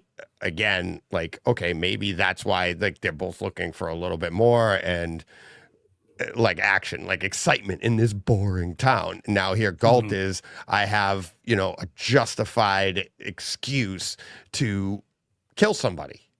It's like, who knows? It's like I need to kill somebody, and there you go. I'm looking for some excitement. Here's the person that I want to do it to. So he's a sociopath. But because there's torture first. I mean, this is the thing. This is where Galt's clean them up, get them behind the ears. Yeah, because I'm assuming that if Teasel and the officers treat him, they're jerks to him. But if they don't push it to the point where because he only snaps when they're behaving, they keep going. And then they come at him with to shave him, and he's like, "That's it. I've had too much." Which is also weird. Why do you have to be shaved to be in front of a judge? That's the other thing. They don't. I mean, necessarily, you didn't have to. It's just a part of the thing. Like they're just having fun with the guy. And I love the line at the end. Again, it's not the end, but later on when we're talking, when they're in the tent talking with the state police, and it's like somebody comes to him. And now, like I was saying, like Galt is one end of the spectrum. You got Caruso's character at the other end of the spectrum. The guys you could see, they're all in the middle. They're like different levels of, but they're not as bad as Galt, and they're more. Some of them are actually closer to Caruso's character. Even the guy that's shaving him, he isn't imagining anything. He's like, hey, he's just okay, whatever. Galt's my superior, so I'm just doing what he tells me to do. And even Teasel doesn't know about any of this. Maybe he would have put a stop to it, like he says. So they're talking in the tent with the state police, and he's like. They go, hey, they were a little rough with them downstairs. That's telling you, no, this isn't normal. This isn't how you do things, right? And then he's like, and even the state police, that's the first sympathetic character to Rambo. And he's like, Jesus, like he knew right away, like the state police guy is like, he knew right away. He's like, that's why we're here, because you guys are roughing up a Green Beret. It's like, what are you doing? And then Teasel tries to squash it by going, as well as I know, I think his name was Dave. He goes, as well as I know, Dave, if something goes wrong, the prisoner comes to me. How the hell was he going to get to you? One of my deputies gets out of line, he comes to me. Yeah, exactly. It's like while he's literally butt naked, being sprayed with a fire hose. Hey, I got my rights. Can I talk to Teasel, the guy that threw me down here, by the way? Like, hello. But that's another clue to the PTSD that's ignored as well, of course, with the scars. Oh, and again, Caruso says, he says then, doesn't he? Like, Jesus, what has this guy been through? So he goes, we got to report this to Teasel. He says away, we got to report this to. No, it's like. Yeah. So it's another sign pointing to someone. It's not your common or garden vagrant. Someone who has been through something, and then and of course he's ripped as well. Yeah. So this is your other thing. And yet, they just carry on and ignore it. Deej, I need just 2 minutes, mate. Can I just quickly just dip out? You all right to just do the chat with those starred comments? I'll talk to the chat. Probably 2 seconds, no more than 2 seconds. Okay. Take a wee break. That's a short break, or necessarily could be something else. Scruffy in the chat. I could chat all day. Yeah, I saw that go by earlier, and I'm like, yeah, that's the line from Captain America I could use. I could do this all day. Yep, absolutely. Joe in the chat. Do you see he got the Kennedy Center honor finally? Who are we talking about? I don't know who we're talking about. We talking about Stallone? We talking about Morrell? Or are we talking about something else? Let me know. But yeah, we got chat. Scruffy saying I watch too much content, but I don't know if you heard me. I just said Joe in the chat just said, did you see he got the Kennedy Center honor finally? He did. Who did? I didn't know. Who's that? Who's he? Oh, he did. Oh, okay. Yeah, he did. I did not see that. He was awarded it by Mr. Trump. Some talk, by the way, of Stallone maybe having a hairpiece. Allegedly. He's old. He is getting on. But anyway, he's quite blatant too because he's rearranging it. Yeah. Maybe his buddy Trump helped. Anyway, so more allegedly. So they do what they do. He snaps, and that's when you get the film. By the way, the fighting's not very clever. I think looking back at that's not very convincing. He just kind of taps a couple of guys with his elbow, and they go right through the windows and all this sort of stuff. Yeah, that's a little dated. My favorite, and I've winced since not the first time I saw it because you don't know what's coming, but every time since I've winced. When he sweeps the legs and comes down the elbow on his nose and breaks his nose. He's like, ah! I was like, every time that happens, I wince because I've had my nose broken so many times, and you're just like, the pain. And I'm like, I see his elbow. He starts to, he drop up to drop it, and all I could just feel it. I'm like, oh God, that hurts. I hate that. Oh yeah, so I've seen enough broken noses on a rugby pitch. And just see the blood just go. Well, the blood goes, but what's hard about it is you can't see either because your eyes well up. It's just like, it's not a cry. It's like, you're not like, oh my God, my nose. It's like, you're like, all right, your eyes just fill with water. And it's like being under a pool, in the water. And you're like, try to look in the water and you're like, everything's blurry. That's what the life is like.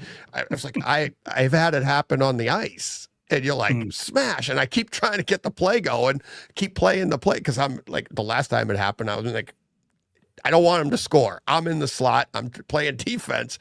Boom, blood. And I'm like, all right, where's the puck? Where's people? Where's everyone? I'm like, help. Can't see. Oh, yeah. But yeah, every time I see that, it makes me wince. Every time. But it is a bit, it's very theatrical though, isn't it? I mean, why do you need to sweep the leg when he's got something in his hands? What you got to do is punch him. He's not going to be able to stop you. He's holding something. Yeah. Well, you don't know. It's like, but yeah, it's like sweep the leg, drop the elbow. It's like, what are you going to do? Takes the one guy, throws him out the window. I thought that was great. Yeah. And this is our first attempt. This is where we get our heroic version of the theme. When he comes out the doors and down the steps, that's when you hit the da-dun, in a much more kind of heroic way. And then surprisingly, you then see Stallone seemingly doing a lot of his own stunts on the bike chase. That's not Stallone. Well, not all of it. Yeah, he's riding up the sidewalk. With people getting out the way, and you can the ADR is a bit. You see that, but when he comes around the corner and he's like, slides the back end of the bike, goes around the tree. You see that, and it's the hairline. That is not Stallone's hairline. You can see that clear as day. It's like it's like Stallone has a hairline like similar to mine. Like you got the widow's peak type of thing. It's like he has the stuntman has a straight across, right? Yes. Like, and it's like, what the hell is that? It's like, I mean, he's dressed like him, kind of looks like him, but it's like he comes around the corner, the wheelie, it's like, boom, pull away. But then they do a close up, be like, get your mind back into, yep, that's him. Yeah. If you compare that to Cobra, where he's riding the bike none of that's Stallone, other than literally kind of like he just goes like that off camera. Everything else is someone else completely. Yeah. And yet in this, he is riding at speed along the sidewalk, and he's shouting and everything else. As I said, there is some serious ADR issues there, but because what he's shouting and what he's saying are two different things. Well, his lips don't really move the way a normal person's lips move anyway. No. So is it really ADR? Yeah, no, it really is. And then we get him up in the woods, and then we get our Rambo moment with our things there where we've got the Dobermans and hunting on sight and all the rest of it. That's which is what people remember First Blood for, isn't it? Yeah, that's teenager like that it was like teenager fresh out of Boy Scouts, teenager playing what we called guns in the woods, then teenager survival, like I'm opening up on everything about my dad. I can open up on me too. I used to run away a lot. That's teenage surviving in the woods, surviving here. It's like doing all that stuff and being like, that's it, I'm out. I can take out. And it's like, you see that stuff and you're like, yep. Like even now I watch that movie and on this viewing, I'm like, he's trained. He knows the woods. He can eat things that'll make a billy goat puke. But he also knows, like you see, he takes his knife out. He knows how to utilize a compass, right? He knows, and he does. He looks and he goes like this.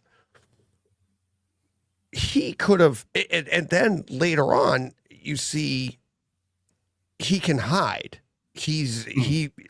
They're literally coming off on him, and it's like, I love the scenes when he jumps out and he like stabs him in the leg, throws him aside, doesn't kill him, but he camouflages himself, and then he goes, moves on to the next person. This is where, like, you did everything, the line from Troutman, you did everything to make this war happen, this private war happen, right? Which is a loaded line because that's Vietnam too. But now you have the individuals coming home and taking the same mentality that put them in that war in the first place. But you did because he could have avoided the entire situation. He could have either kept running away, but that's why in the movie, I think they put the cliff there. Okay, there's the reason he couldn't keep running. But he could have buried himself and let the skirmish line pass him and just walked out the back. We've got the dogs as well. This is why we have the dogs. He could have been gone before they brought the dogs up. Right? Like I'm talking before he climbs down the cliff, before he does it, his wherewithal, he could have gone up the side of the cliff. He knows there's rivers in the area, right? You want to lose the dogs? Just get in the river. They can't track you. You get in the river, cross to the other side. If they pick you up on the other side, you get back in the river and you get out where you got out before. You would confuse the dogs, right? He could have done all of this. This is the part where it's like, he wanted this too.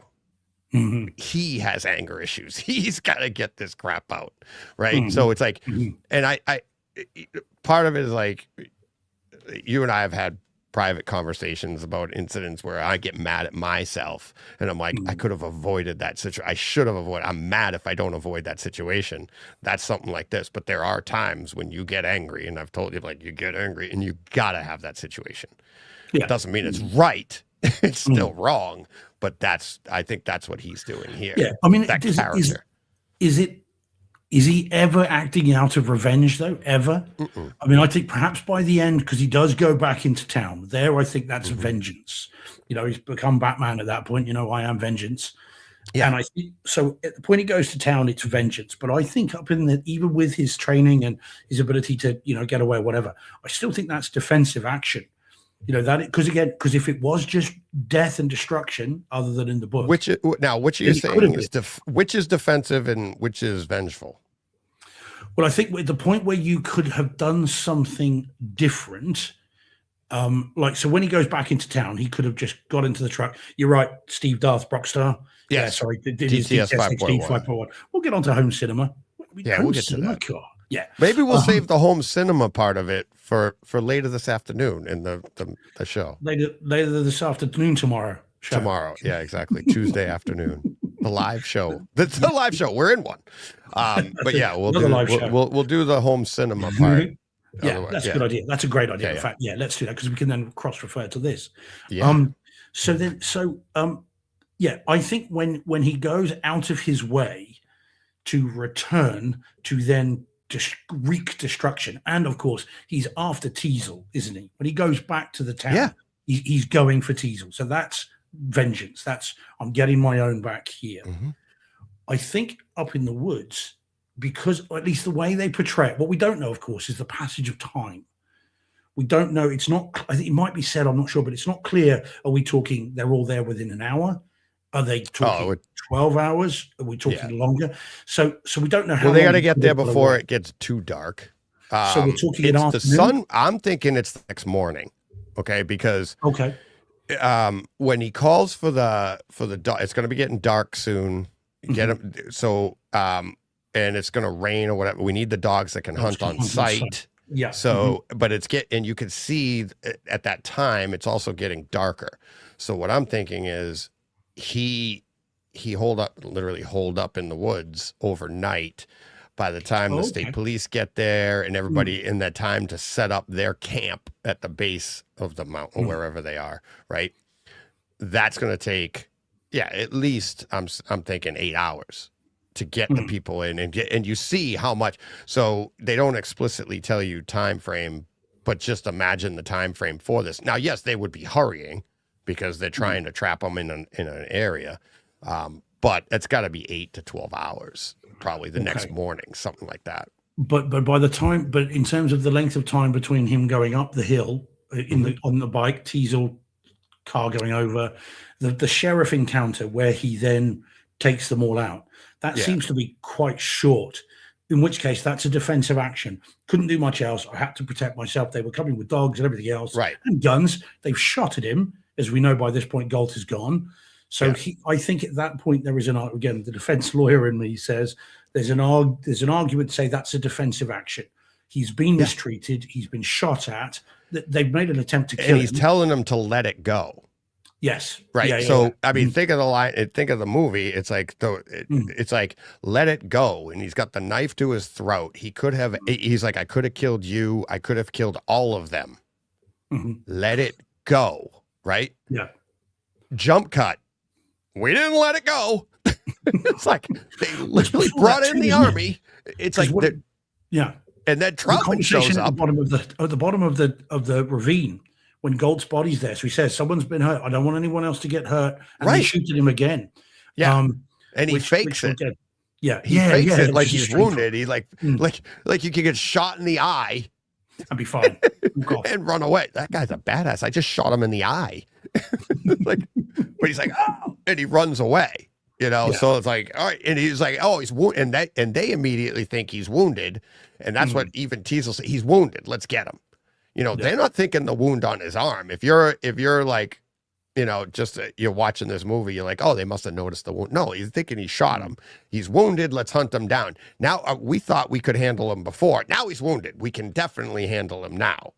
Yeah. That's don't underestimate your opponent, and that's what he's setting up there by faking and then like running off. Be like you're setting them up, and that's what he did the whole movie. And even at that point when he's told by Caruso, this guy's a real bad, he's a Green Beret, he's a this, that, and the other. Again, Teasel's response to that is not okay. No respect. Let's exactly. It's not like, respecting his opponent. Let's get people in to know what they're doing, and also so you've got that generational disrespect as well. I think it's the kids today, they're not as tough as we were when we were in. But also then it is a cycle of violence here as well, isn't it? So you've got it begins with the conversation in the car. He's exacerbated by the police because of how they treat him in the cells. It then he then pushes back. Galt dies. That cycle then goes on anew. So now Teasel is out for personal revenge, as he says to Caruso's character. He and I were doing this while you were, whatever it was. Yeah. And so this cycle of violence is then continuing, isn't it? And then culminates in everybody's favorite John Saccone unit, the National Guard. Yeah. Now, had they been made, because they are made to look stupid in this film. Yeah. I don't think any National Guardsman in this movie comes off as other than a weekend warrior, don't know what they're doing, which again, I think is unusual because I hadn't seen a movie like that before. Well, it would make fun of the home guard, as it were. Right. Was that a thing then, or is this a first, as far as you know? Well, no, I would say, I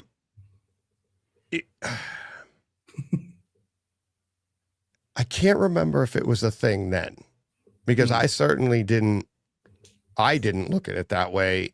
No. When John joined, right? Well, exactly. Not even a thought, right? Yeah. I think in this context, I think it's just more of it's literally a everything has been, all military has been disrespected. John Rambo has been disrespected. He's a Green Beret. All he's getting is disrespected, right? So now we bring in the guards. Now, maybe there was, and it's like you're asking the question, maybe there would be a level of it to, you think you're in the military, from military people, right? It's like from actual people, like I had and I'm not saying my dad never, ever, if he even thought this, never would even express it. Like the things he said to me otherwise, he would never say this, but I could see somebody, a veteran like my father, right? That's drafted, didn't have a choice. There was no choice. You got drafted and and got sent and maybe didn't even come home, right? Or you did come home, went through hell, and now you think you're in the army? Yeah. You think you're in the army? And you're like, I got to get back to the drugstore, Yeah. Geez, I got to get back to the drugstore in the morning. Well, you better clean it up. But it's like, you know what I mean? So there's that perspective, and that's probably what they're trying to portray here. And that they do without saying, so if you're writing it or you're trying to show it in a movie without making fun, without a character saying those things, you portray the characters that way, the way people in society would think of them. You know what I mean? So it's be like, haha, see, that's, you know what I mean? Without actually going, you don't have Teasel be like, could we get real army people in here? You're not going to say that. So what you're going to do is you're going to have the guardsmen act like the way they do, which in reality, I don't think any guardsman would ever act that way, because they would be, I know guardsmen now. I don't think they acted. I'm picturing, or I shouldn't even say I know guardsmen now. Actually, I do. They're really young. But when I was of that age, I knew a lot of people that were in the guards. None of them acted that way. And then, and I knew people and at that time, it was late 80s, early 90s, we had Desert Storm happen.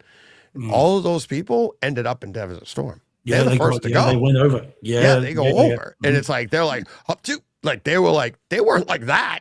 So I think that was more of remember, this whole the book and the movie is all about the disrespect that these individuals get from the military when they come back, or the disrespect that the general population is giving to the military, which is, I don't even know. I'd have to ask my dad. Well, I hadn't seen it before. When he came home from Vietnam, it was completely different. And I think that's why we have the people just randomly go up to military and say, thank you for your service now. Yeah, which they don't do here. No one does that here. You guys have a veneration, and I mean this respectfully. This is not me poking fun at it, but the Americans have a veneration for their military that the UK, we respect the soldiers, but you never. Right. If you said to a soldier over here, "Thank you for your service," they'd look at you as if you were a bit unwell. Now, do you? Is it volunteer, or is there because I know there's no conscription here. We don't have conscription here. There's no and there's no military national service. There was during the war, but there's not anymore. In fact, it's all volunteer. Germany, funny enough, last week, Germany passed an act of parliament that they're now reintroducing national service. Voluntary at the moment, but they've said very clearly it might not be voluntary for long. So Spain still have it. Spain have got national service, and they've never got rid of it because of the civil war that they had. Yeah, I worked at a restaurant. It was owned by these two brothers, Greek, and to keep your citizenship, one of the brothers had to go back and serve 2 years because that's part of your. In Greece. So that was part of it. But you just had to go. It was part of you did 2 years and then that was it. Yeah, citizenship. To keep your citizenship. Yeah. So they're definitely this is the only film I've seen where the guards seem to be, or at least until this time, and even now, really, where the National Guard are portrayed as idiots. And I don't think the film is ambivalent about that. I think it's clear that they are idiots. That they shoot when they're told not to shoot. They fire a bazooka and get all excited when it blows up. They talk about they reenact Iwo Jima, don't they? The famous flag from thing. He's just like, you idiots. And funny enough, again, we'll talk home cinema tomorrow or this afternoon. But funny enough, we hear one of them talks about, just like at Iwo Jima. That's something that I hadn't picked up for. That's a dialogue off camera. Yeah. They say it's just like Iwo Jima, and then they cut back, and that's what they're doing. And then, of course, talking of Soldier of Fortune, they're glory hunters. They're, again, the disparaging term, weekend warriors. Yeah. And so there does seem to be that here. So he encounters them. They think they've got him. And this, of course, then becomes what David Morrell apparently says is the whole reason for First Blood. Is at the time he wrote this, he had been reading about the hero's journey. This idea that you have, and this is all in the commentary. This is not new. This is in the commentary on the DVD. I'm just parroting it and paraphrasing. So probably oxymoronic there, isn't it? You're either paraphrasing or you're parroting. You can't be doing both. Anyway, one of the two. And he talks about, so therefore you have the character who is one at the beginning one way, goes through a trial and tribulation, and then comes out the other side changed some other way. And of course, here literally we have the mine. Yeah, it comes out the other side. Exactly, literally goes through it and comes out the other side. And by the way, this is one of the few films that has a rat wrangler in the credits. Yeah. So it's an official rat wrangler, and yet they weren't rats. They were apparently lab mice painted black to sort of look like rats. I mean, they're big mice, but apparently but don't they have the I thought they had the tail, because mice don't have tails. Yeah, they do. Like Mice have tails. Not like that. Not long. Well, this is IMDb, but it says rat wrangler in the credits. But apparently they're painted black. They're like lab mice painted black. So he goes through that, which of course is when he burned himself as well in real life. This is where Stallone burns himself when he's wrapping that thing around the lantern. He is burning himself, but still does it. There's a commitment to the craft. Oh yeah, they do have tails. Here you go. Check this out. I've caught mice. I've caught mice. Yeah, not Mickey or Minnie, but I've caught mice. I don't. Here's one for you. Mm-hmm. I'll put this on the screen. Go on, then go for it. Yeah, there you go. Yeah. That little guy. It's a little field mouse. Yeah, little field mouse. And it's funny. I texted this. It's actually a video. I texted this to my family. I was working the other night, and I get the tractor out. I'm using the tractor to move I'm digging a hole, but I look down, and he's sitting there the entire time. He sat with me for probably half hour. Just sitting there. He must have been in it. I started it. He comes out and he's sitting there, and he's just along for the ride the whole time. And so I texted to my family, and they're like, Greg was like, send that to Steve. Like, yeah, we got one. But yeah, that little mouse. So yeah, there you go. There's the tail. But he's tiny. That's sitting on the steering column. For the people in the audio only, I've got a picture of a mouse sitting on the steering column of my John Deere tractor. A little mouse with clogs on. Yeah. It was like so there's some suggestion that they were lab mice that were painted black. Yeah. Maybe it was lab rats painted black. I don't know, but I could have swore it said mice. But anyway, so he is a rat wrangler. So he burns himself in real life, goes through that, comes out the other side. And that's a really convincing set, by the way. Obviously, that looks really threatening and horrible and gruesome. Oh, yeah. It never looks anything less than what it is. It's very well done. And then then he comes out, and then we now get our rip-roaring rampage of revenge. Yeah. And heads back into town. And again, the heroic theme, when the truck bursts through the police cars, it then goes again, doesn't it? Yeah, absolutely. Gets dark very quickly, though, I have to say. The truck goes through the cars, daylight, cuts, and it's pitch black. Yeah. Like, where's he been? Has he been for a quick drive around? Yeah, I don't remember it taking him that long to get into the mountains. But at the actually, you know what? And I know that, all right, just dawned on me now. Dawned. There you go. Just dusked on dusked on me now. Think about it. Okay. All right. He leaves Hope, heads to the mountains, right? So say that mountain was south of Hope, right? Or whatever. Yep. I'm just giving you a direction.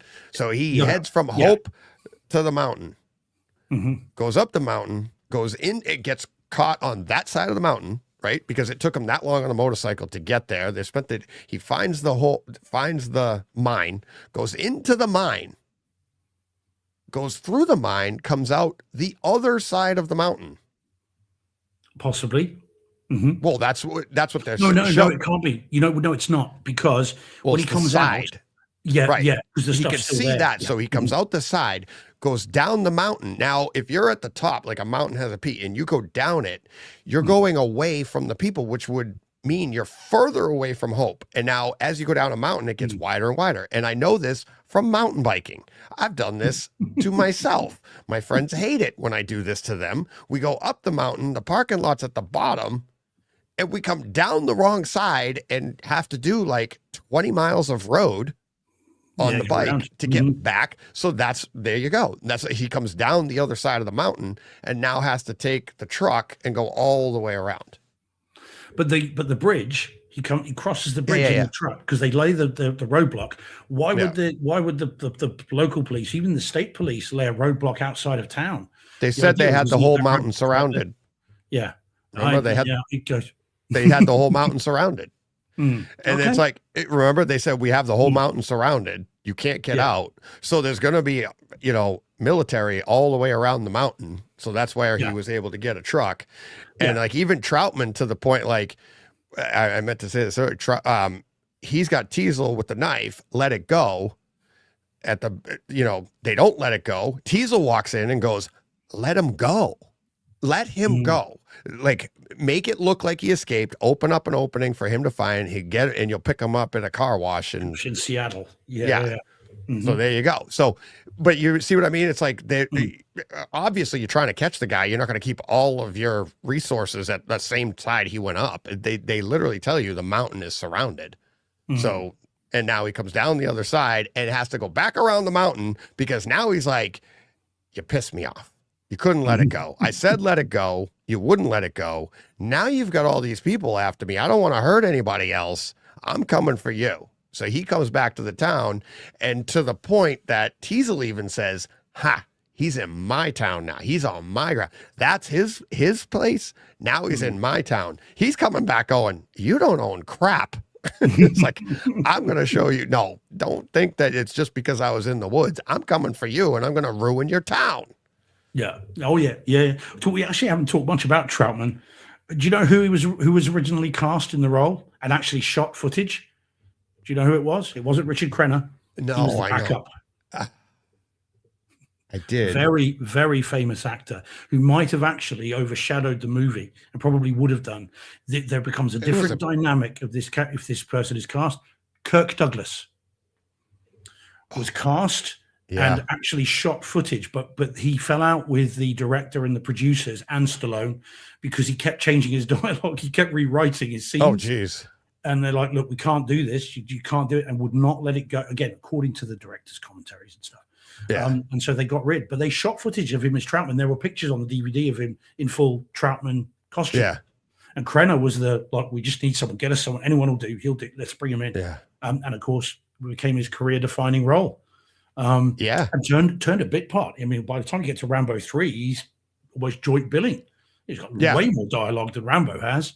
By the time you get to Rambo 3, well, yeah, quite. But he gets a lot of it in. I mean, in 3, he does all the heavy lifting with the plot. When we have the slightly traumatic. We've had our Vietnam. Now you're going to have yours. The geopolitical issues of Rambo 3 we could be talking about forever. But yeah. So stay on target. He is great. Crenna's awesome in this film. I mean, I just, and he doesn't even have to talk. When you know exactly what he's thinking when you see him stood outside of the mine. Yeah. And you see that little wisp of smoke, and he just gives that little look, and you know exactly that he knows he's not dead. Oh yeah. I just think that's so cool. And again, his character, in the movie and his character in the book. I think he did, Krenner did a good job mixing the two. If you, I don't know if he knew or if they gave him direction from the book character, because the book character, he is cold. He is cold-hearted. He is just like, it's business, right? Yeah. It's like these people, and I think they allude to that with Troutman's line with, Brian Dennehy says, he's like, you came out here because one of your machines blew a gasket. Right. And it's like, and in the book, that's what Troutman was. It was literally like, he was like this, they were tools. And to be fair, that is the military, right? That's like, that's how you have to, you have your chain of command, but from every branch, whether you're the general, everybody below you is a tool. Right. Yeah. And it's like, I need you to do this. And that's the idea. It's like, if you don't do what you're told, you're no good to me because I need this done. It's like, if you could speak to a wrench and you said, I need you to turn this bolt, and the wrench just said, no, I'm going to hit it. That's not a good tool. It's like, you're not a hammer, you're a wrench. Right. So that's the idea. And it's like, so he comes out in the book to, his tool blew a gasket, or his machine blew a gasket. In the book, in the movie, Krenner's trying to portray like he's still cold. Yeah. But when he needs it for most of the movie, which I think, like we talked about how the score sets the pace up and sets your anticipation up. Well, so does Krenner, where he is cold through most of the movie and just, matter of fact, like, yep, this is it. This is what, let him go, blah, blah, blah. We'll do this, this, and this. Here's your plan, pop, pop, pop. But then at the end, you see him trying to not well up, watching his machine blow a gasket in front of it. Right. He is literally acting it's a funny way. Like when you're trying not to cry, right, you're acting like you're fine. Well, he's acting like he's acting fine. You know what I mean? It's a weird dynamic, but he nails it, and it's like, that's that character. That's the military too. Well, I think the idea, and of course, he has to be a bit warmer to not end the movie the way the book ends. Because and again, spoilers, but you know what I mean? But bear in mind, we're talking spoilers for an ending that's not in the film. Right. It's in the book. And if let's just say in the book, he kills him. He's the one that kills him. He kills himself. Rambo shoots himself, but as Troutman goes forward, there's a struggle over a gun, and Rambo shoots himself. But he's mortally, he's going to die, but Troutman ends up taking him out, putting him down. And it's, because that's the best course of action for this machine that blew a gasket. And Rambo actually kills, Teasel. And then that's what, so they shot the ending where he shot himself again. He comes towards him, Troutman moves towards him, and as he does that, Rambo pulls the trigger and he dies. And that was the original shot ending from the book. And they obviously realized, there's more to this character. You can't, but not only that. Go on. Sorry. Go on. No, I was going to say, not only that, with the pacing of this movie and the way that Stallone, the way Rambo, I should say, acts in this movie, the character in this movie, it doesn't match up with that ending. The entire movie, he's like, he hasn't killed anybody. Why is he going to do this now? Well, because he can't see any other way. He is ended. Right. He's gone. He's spent. He's done. Right. But in the book, he's already made that decision, and that's why he's just going on. He's a sociopath in the book. Which I think when Morrell was writing it, that's the kind of person that makes that kind of soldier, which is a whole other dynamic to this movie, right? Like, or to the character, like the story, Troutman. Like, we're gonna take the sociopath, we're gonna take these people from society, and we're gonna pick them out of the draft, and we're gonna do this, and we're like, I want you, and it's like we've assessed that you're the guy. And we're going to take the sociopath that doesn't care, and we're going to teach him all of these things. But then now when the war is over, we're done with you. So you've taken that, I think, is what the book is about. It's like we've taken the worst of the worst type of person to do this to, a sociopath, and we've taught him all these skills. And then when he comes back, we take no responsibility for it, to which Troutman says in the movie, I tried to get a hold of you. Yeah. You've been ignoring him, which is the basis of the book. Like, so we're going to take these weapons and just, whatever, let them free to society. And this is what happens. Right. So that's the idea of the book. That's a whole other, which is, it's not necessarily the character of John Rambo's fault. He's a sociopath. You just let that loose. You trained him and then just let him go. You took somebody that was probably dangerous to begin with, and now you trained him to be lethal. And not only that, caused them irreversible harm to a sociopath. But you know what I mean? But at the same time, here's the other part which is weird. A sociopath wouldn't get upset. Well, yeah, quite. You know what I mean? He'd come home and go, that was okay. Where do I go next? And now he's looking for that war. He's looking for the next. He's looking for not boring. Yeah. To which is what, maybe that's what Troutman's, not Troutman, Teasel's character is like, I know these sociopaths. I got to get them out of here. So that's a whole other, but you'd have to know the book to know that part. Well, I think, yeah. So the story is critical of all of them, isn't it? Because it's critical of the military. Teasel does have a point when he talks about, again, one of your machines has blown a gasket, and he has a point there. There's not many times when he's right in this movie, but I think there he probably is. Troutman is not a clear character at that point in terms of what he's really doing there. He does just kind of turn up. And at times he is cold. He does set him up to be triangulated, he does do the radio thing to set him up, knowing that that's going to bring everyone towards him, potentially putting the pigeons to the cat, as he says, to the cat to the pigeons. And there it is. But I think the movie is critical of the military for that. I think they're critical of the civilians, not just Teasel, but I think generally, hence Rambo's speech about spitting on me, protesting me, who are they to do crap. They haven't been there. They haven't been me. So I think it's critical of that as well. And I mean, the movie may be really, rather than it's anti poor treatment of people that need help. It's anti mental health, that kind of thing. So Troutman though is warmer in the film. And there's this one, again, we're talking Crenna, and one of the beautiful little things he does, and I don't know whether it was scripted or whether this is just a little on the day thing.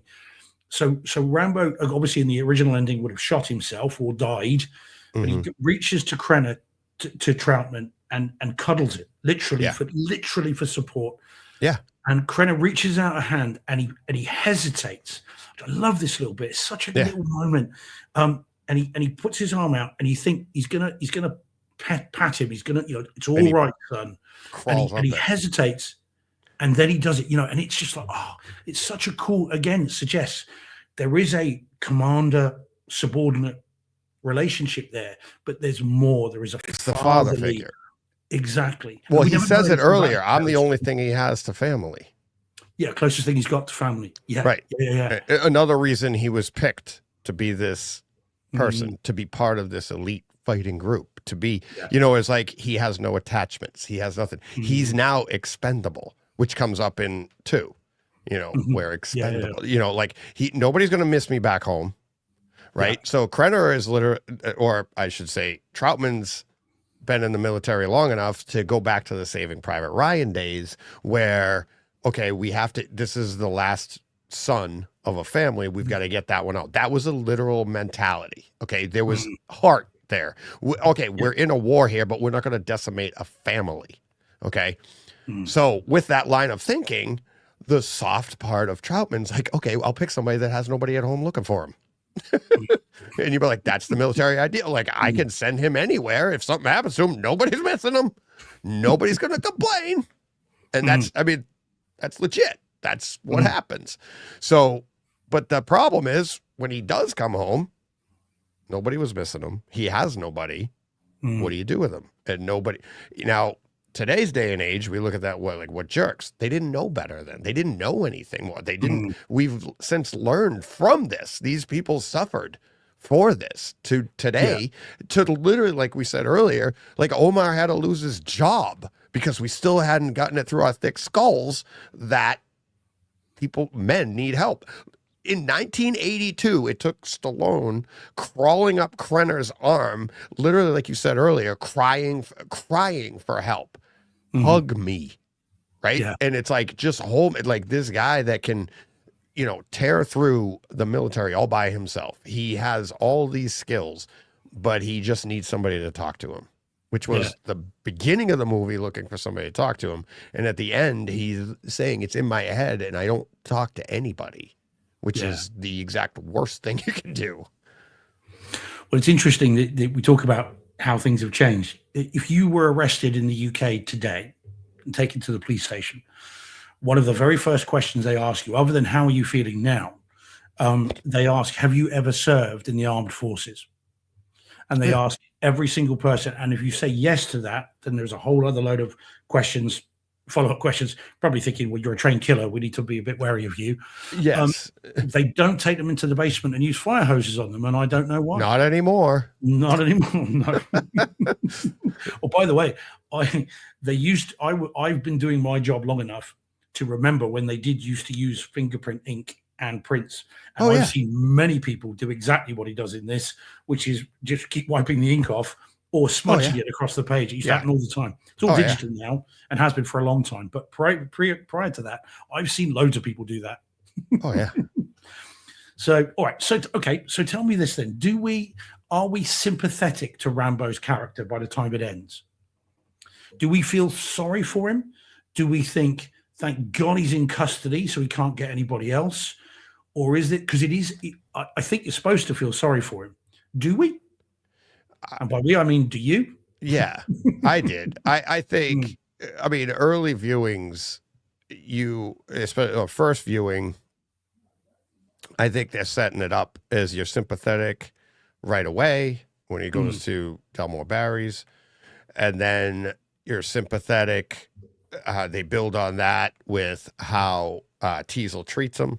And you're like, what has he done?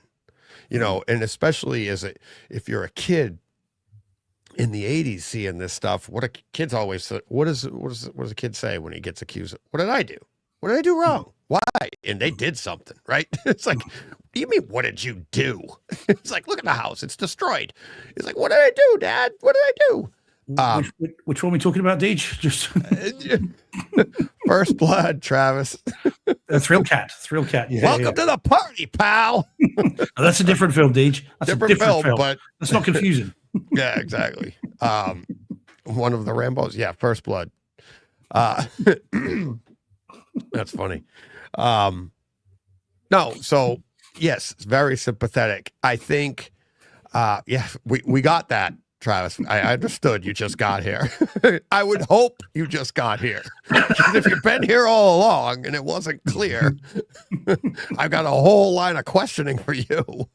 2 hours and 7 minutes of homework for you to do. Oh, here we go. I don't remember it being a holiday classic. Oh, the town of Hope is all decorated for Christmas.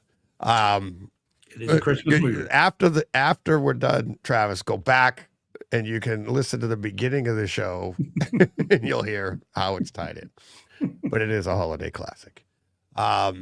So anyways, I think for most of the movie he's a sympathetic character that you feel bad for him, but then I think they try to pull your emotions away from that just a little bit. And then again, when he busts through and comes to the town, you're like, all right, he's getting away. Nope. Now, remember the first time you saw it, when he busts through and gets away, you think he's getting away. And now it's like, I'm going to the town. I'm literally going to town. And he goes to town. So I'm trying to, like, there's very little time that you would not be sympathetic to him. Actually, to your point, how did you feel? Do you remember how you felt the first time they fired at the cave and they blew up the cave? Did you think he was dead? Were you like, oh my God, did you feel bad for him? Yes. Yeah, I think so. And because they know he's got no bullets left. They know he's now essentially unarmed. and they shoot him with a bazooka. Yeah. You know, and so I think so. Yes, overkill. Or underkill. Yeah. Underhill. So I did, but this is the thing, because what I think you are supposed to feel sympathy for him, and I do at the end. But how would that change? Again, this is such English lit. Sorry, it really is. How would that change then if they adopted the approach of the book, i.e., everyone he comes into contact with that goes against him dies, including Teasel, mm-hmm. and at the end they then go, well, yeah, we can't kill him, so we'll keep him alive at the end. Are you sympathetic then, or do you just think this man is a nutcase? I mean, he's a killing machine that needs to be sealed in glass, a glass case, to quote Heartbreak Ridge, that says only break in the event of war. Yeah. So do we have no sympathy with him if he does kill everyone that goes against him? And so therefore, is that the reason they keep everybody alive? And that's why you see Teasel at the end on his stretcher, thinking, actually, maybe I shouldn't have upset him at the beginning. Yeah. Yeah. I don't think he's getting reelected for sheriff the way he handled this situation. No, I think that's what the outpost. Yeah. Speaking of that little tangent here, when he's going through those cans at the outpost, you can hear the cans are empty. Oh, okay. Yeah. You know what I mean? Like, he picks them up and you hear the ting, ting, ting. Like, and he handles a bunch of them, and they're way too light to be flopping the way. Like, if those were filled with gunpowder, they would have they would have been dead weight, not flopping around. Never mind. We can talk home theater about it later on, in tomorrow or today's show, whatever we're going to call it. But the sound of that is like, that's an empty can. But, no, I think it like what we were saying, like, you can't do the ending to the book at the ending of this movie because it doesn't fit, and vice versa, because he has been a sympathetic character. And it's like, why would you do that to him? Whereas in the book, how do you let him live? Because you could actually say by killing him at the end, by Troutman killing him at the end, the way Morrell wrote that, now Rambo is a sympathetic character. He was used. He was used and abused and literally put down. That's what so that character is sympathetic. Thank God you weren't the person that came across him, because you'd be dead. But it's but the character itself is a sympathetic character because it's not necessarily he was born the way he was utilized by his country in a way that he shouldn't have been. And then he was cut loose because they held no responsibility for him. And then when he goes off and does what he was trained to do, as they actually say that in the movie too, they shoot him. Like, all right, we're done with you. So yes, but you can't mix the two up. You can't, you can't give the end. They have like, that would have been a great ending in the movie. No, it wouldn't have. It wouldn't have made sense. It's like, why would you shoot him? He's actually not killing anybody. He's actually doing what he should do. He's using judgment, right? He's using good judgment and morals when that's all been trained out of him. Yeah. Yeah. Well, quite. I mean, there is a tragedy to the ending of the book. The book is a tragedy. So the idea is, again, guy trained to kill, abandoned on his return, left to fester, does what he was trained to do, and now he dies. And there's the tragedy of it. He is a victim of the machine, the process, the creation of this. Whereas I think, but I wonder whether that's the whole raison d'etre, the whole reason for him not killing in the book. In the film, because then he can survive at the end, and you feel again that sympathy. He is still a victim of all that. Your empathy hasn't been taken by he kills indiscriminately, because he has the opportunity to do it. He says repeatedly, we are told he could kill them all. You're goddamn lucky he didn't kill you. He goes, I'm surprised you and your men are alive. Yeah, technically he slipped up. Technically he slipped up. He should have killed every one of you. Should have. Yeah. And he's right. He's like, Troutman's right. That's what he was trained to do. Yeah. Adversary, eliminate it. Kill without question.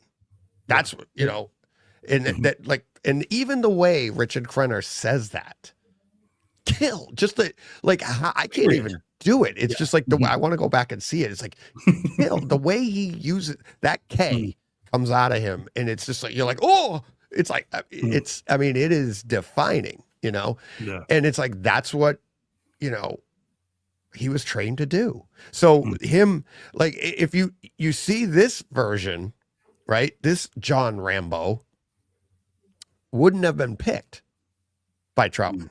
He wouldn't have been chosen for this group. He wouldn't have been. Yeah. Look at it. He's got more. He's no. You know, how did this happen? You know, and it's, yeah. So I think between the two, you can't mix them up. And that's why. But now here's where I listened to John Cena on Joe Rogan this weekend when I was working. And he said this line a bunch of times. He said, happy accident. Like a lot of times, like a lot of his success comes from a happy accident. Somebody told him to do something, he's like, whatever. And it blew up for him, right? Like, great idea. He didn't mean it, but this is what happens. This is what I think happened with the movie. I don't think when they set out to make this movie, they weren't thinking sequels. They weren't thinking like, we're going to take this character and we're going to do this with him. And that's why we're going to make him a cultural icon. Right. They weren't thinking that. Yeah. I think they took the book and made what they could make that would be okay for the general public to go to the movies and see. At that time, if they made that book, it's a horror movie. It is not a military. Yeah. That book is a horror movie. And movie making wise, they took that book and they did a nicer version of it, and then actually told a different story, which was still poignant to the edge, time. Hasn't it? Yeah, it still has edge to it. Yeah, Yep. And but as we were just saying, it's like, but it actually doesn't make sense because that person wouldn't have become this person in the first place. But still, as far as it gets the point across of how the vets were treated, it gets, you know, how the military handled people, how the war was handled. It gets all those points across with the movie, which were in the book as well. But there's a different level or a different take on the character of Rambo himself in each one. But I think because they handled it that way, it enabled the ending that they could have, because the ending of killing him, I think that's why they didn't put it in. They filmed it, but at that point you go, that doesn't even make sense. He didn't want this. He didn't want to kill anybody. Why are we killing him? So they take that out, put this ending in, which makes sense, which then leads to the happy accident.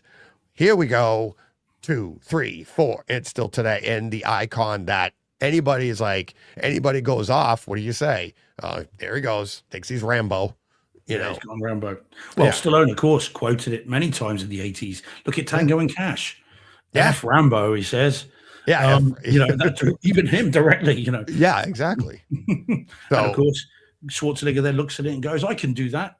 I'll call myself John Matrix, and let's have Commando, which is a whole different movie and a whole different tone, but such a good film. Yeah, they've all become a different this is actually a movie. And it's funny, you look at it, any way you look it up, it's called an action movie. Yes. And it's not. It's a drama. It's a drama with some action in it. You know. All right, so because we're just looking at the time, Deej, and I'm on call in half an hour, so I've got to be a bit hurry, and I've got 14 emails since we've been talking, so I'm just keeping an eye on those. So let me ask you, so 2 of your favorite quotes from the movie then. What are your 2 favorite? You can only have 2 because we'll be here all day otherwise, because I can quote the whole film. So 2 of your favorite ones. I know my ones. What would be your 2 favorite? Even if you're paraphrasing slightly. Yeah. Because it's an endlessly quotable film. It's the body bags. Okay. Yeah. So don't forget one thing. So because if you send that many, don't forget a good supply of body bags. A good supply of body bags. That was like iconic. Like this is, and it was also, that's where it's like, I mean, obviously you just saw everything he was doing, but now it's like, it's being reinforced by his commander of like, this guy, he was nice to you. You don't make him angry, which you've already done. right? Which is kind of a tease nowadays because you're like, now he's going back to that. He's going to go up. No, he just shot up some buildings. Damn it. He's like, to your point, like, Steve, like, you want that horror movie. Not in this film. I must admit, if someone said tomorrow, we're going to remake it and it'll be the version of the book, I'd give me this version. I like this complicated morals and this. Yeah, but I think you could have that with the book. Like the book is just as complicated. It's just a different way. It's a different movie. It becomes a grindhouse movie, though. If you just kill everybody, it's a different movie. The complex. What have we been talking about for 2 hours and 20 minutes?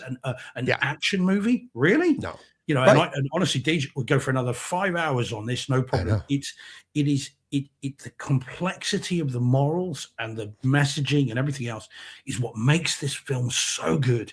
Yeah. And I mean, I like the others. Don't get me wrong, 2, 3, 4, and 5-ish. Yeah. But I like 3 was for me. Well, it just gets worse with time as well. Yeah. But 1, First Blood is a masterpiece.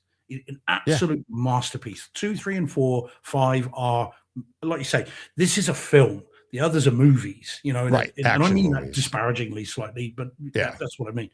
So give me this version any day of the week. I don't need to see a bloodbath version. That's been done in billions of other movies and cheapens the complexity of this film. I think you want bloodbath, see Rambo 2. I don't think it cheapens it. I think it emphasizes it, right? Because you can't, it's like you literally need both, right? You need to have both. Now, you can have both if you have Schwarzenegger going off and making the antithesis to this, right? the action version of it, and the one-liners, and you make you do an action version of this. But here you have the actual character that it's a statement piece. It's not an action movie. It's a drama. It's something. It's a story of the human condition on all fronts, right? Diesel, Troutman, Rambo, Dave, the state police guy, right? the guards. Right. It's a story about all of that. It's a story about the human condition of each of these people, and a gun goes off. So we call it an action movie. Right. Yeah. But now you take this actual character and put him in an action movie. I don't think it cheapens it. It actually raises the value of it, because now you see what that was not an action movie. It was, you know what I mean? If you don't have the comparison, you know what I mean? Like, why is a Ferrari expensive? Does a Toyota Prius cheapen a Ferrari because it has 4 wheels, a steering wheel, and can drive? Or does it raise the value because you see, like, that's not a car, that's a car. If you don't have the comparison, you don't have a value. Yeah. Okay. Yeah. No, you see what I mean? Yeah. But I think, but like I said, the reason I like this one is because of that complexity to it. That again, you can compare it because you just see First Blood Part 2, where he walks into a forest or a jungle with a gun and a bow and arrow and just kills everyone. That's my favorite part. Yeah, no, I know, and it's cool, but it's not this. That's your McDonald's. Rambo 2 is McDonald's, right? First Blood is your gourmet meal. Yeah, there are different flavors. It's a film. It's an actual film. It's a story. It's a throwback to the 70s. Yeah, it has depth. It's a remnant of the 70s, not the 80s. And again, you can compare it. Rambo: First Blood Part 2 is the 80s. I mean, Ronald Reagan himself, the president himself, talked about we want to be like Rambo. We don't want to be like all this other stuff, which is concerning in and of itself, but there it is. All right, so that was quote 1. What was the other quote then, Deej? So we've got our body bags, or is it just the one? There's so many. No. Can't find his legs. Billy Goat Puke? Is that your other one? All right, can't find his legs. Can't find his legs. Can't find his legs. I want to go home, Johnny. I want to go home. I can't find his legs. It's like, I mean, that sums up everything else. And it's like, you'd be like, you can't find his legs. It's like, if you haven't seen, or you have no knowledge of Vietnam, you have no knowledge of like just that story in itself. Yeah, like this is what was happening. They were battling a war on all fronts. Like you're in a bar wait, what? People blew you up in a bar? Listen to that story, right? And that's like, you think you're safe over there. So it's like, that's another part of the story to me has always been like, you can't, I remember hearing that the first time. I was afraid to ask my dad about that. Like, I do not want to bring that up. There's no way he's going to lighten that story and brightside it. Oh, yeah, we used to go into bars all the time and laugh. Like, don't get your shoes shine. No, that would be my dad making a joke of it, but he never did, never would ask him. But that's that story. I can't find his legs. I want to help my friend. I want to go cruising with him. Can't find his legs. And it's like, that to me is like the other one. Yeah. Well, let me comment on yours though. But what are yours? Yeah. Do you have 1, 2, 3? I've got 2. I've got about 100. But exactly. The one that the one that springs to mind, other than the Billy Goat one, but I won't choose that because that just makes me laugh. That's a humorous line in a serious situation. But the one again that'll look really good on his inscription at Arlington. Yeah. Eli's John Rambo, winner of the Congressional Medal of Honor, survivor of countless incursions behind enemy lines, killed for vagrancy in Jerkwater, USA. I love that phrase. It was awesome. That is such a good line. I love that line. And again, sums it up quite nicely in terms of the themes of this movie to a certain extent. And again, if we talk about attitude towards the military, that quite nicely talks about that. And then I do like the why are you pushing me? I do like that. Why are you pushing me? I haven't done anything to you. Why are you pushing? Right. I just like that too. In a movie full of good lines, I like that too. And of course, that became misquoted from then on. Don't push me. He's actually misquoted, but that's became it's the title too. Line. It's First Blood, right? That's the iconic line. He drew First Blood. I didn't start this. Why are you pushing me? Is that's the title to the movie. It's he drew First Blood, not me. Also, So that's that in itself is like that's where the title comes from. That's what happened here. That's why are you doing this? And really is you. I know you're on call soon, but here, like you said, we could talk another 5 hours. Oh man, does that line go to the actual Vietnam War? Nobody asked them to be there. We showed up. We drew First Blood. We went, hey, let me see what I can do here. It's like, yes, how'd that work out for you? Pretty much the same way it worked out for Teasel. Yeah, well, yes, indeed. Certainly got a bloody nose, if nothing else. Although, historians are revising it. Surprise, surprise. But there we go. Is it an anti-war movie? Well, no, because it's just, I don't think it's an anti-war movie as much as it is, like how to handle it. I don't want to say I was at a loss for not a loss for words. I had too many words. It was like how to handle people, how to handle it, but it's literally how to handle it, how to handle war. There's reasons for war. There's good reasons, there's bad reasons, but there's a reason to do it. You want to defend yourself, of course. I think it's this, and in the case of Vietnam, we weren't defending ourselves. We were manifesting something to get there, to do something, which if you watch like Air America or any of these other movies, you find like, what was going on here? They weren't like, there wasn't, we made up a threat, right? To what Teasel did. He made up a threat here. There was no threat. Nobody threatened Teasel. Nobody did anything. He made up a threat to cause an issue. And this is what happened. His friend dies. The town gets blown to crap. Because you made up a threat in Jerkwater, USA. Like, I just love that phrase. Yeah. Exactly. And again, this is the beauty of this film, the complexity of it. Again, a simple question: is it anti-war? And actually, there's a whole discussion to be had there. Whereas I don't think there's any doubt that Rambo 2 and 3. 4 tries to row it back a little bit. 5 is a different animal. 5 is just a different thing. But I don't think there's any doubt 2 and 3 are glorifying this. They're going look at how mighty we are. Look at our strength. Look at what we can do. And I do not mean that I'll say that ambivalently, because again, you get into geopolitics and jingoistic nature. But I think 2 and 3 very clearly have an opinion on war. I think this one is really complex, and again, all the better because of it. All the better because of it. So yeah, it's so good. I absolutely unapologetically love this film. Yeah, and I think this those, has. and sorry, go on, Dish. I was going to say this has more to do. Like I said, it's more about the human condition than it's not. It's really nothing to do with the war. It's what happened afterwards. And to your point, it's the later ones that they actually mentioned the war. Like, do we get to win this time? Oh, it's up to you. Right now, it's up to you. So it's like that's the part where there's none of that in First Blood. No. None of it. It's literally, it's like this is where this guy just came from. They're not mentioning. They're not talking about the politics of the war. They're not talking about anything.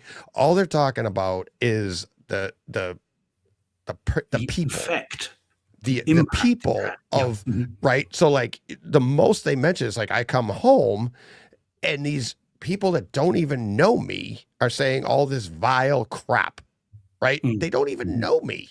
They're like I had a choice. That's the closest you get to it. But the movie itself is about the individual, like the characters, the psyche of each of them. It's not about the war. It's about the effect that this stuff has. And there's a cause and effect of everything like that. So I don't think it's anti-war. I don't think it's pro-war or anti-war or anything. I think it's not even about that. No.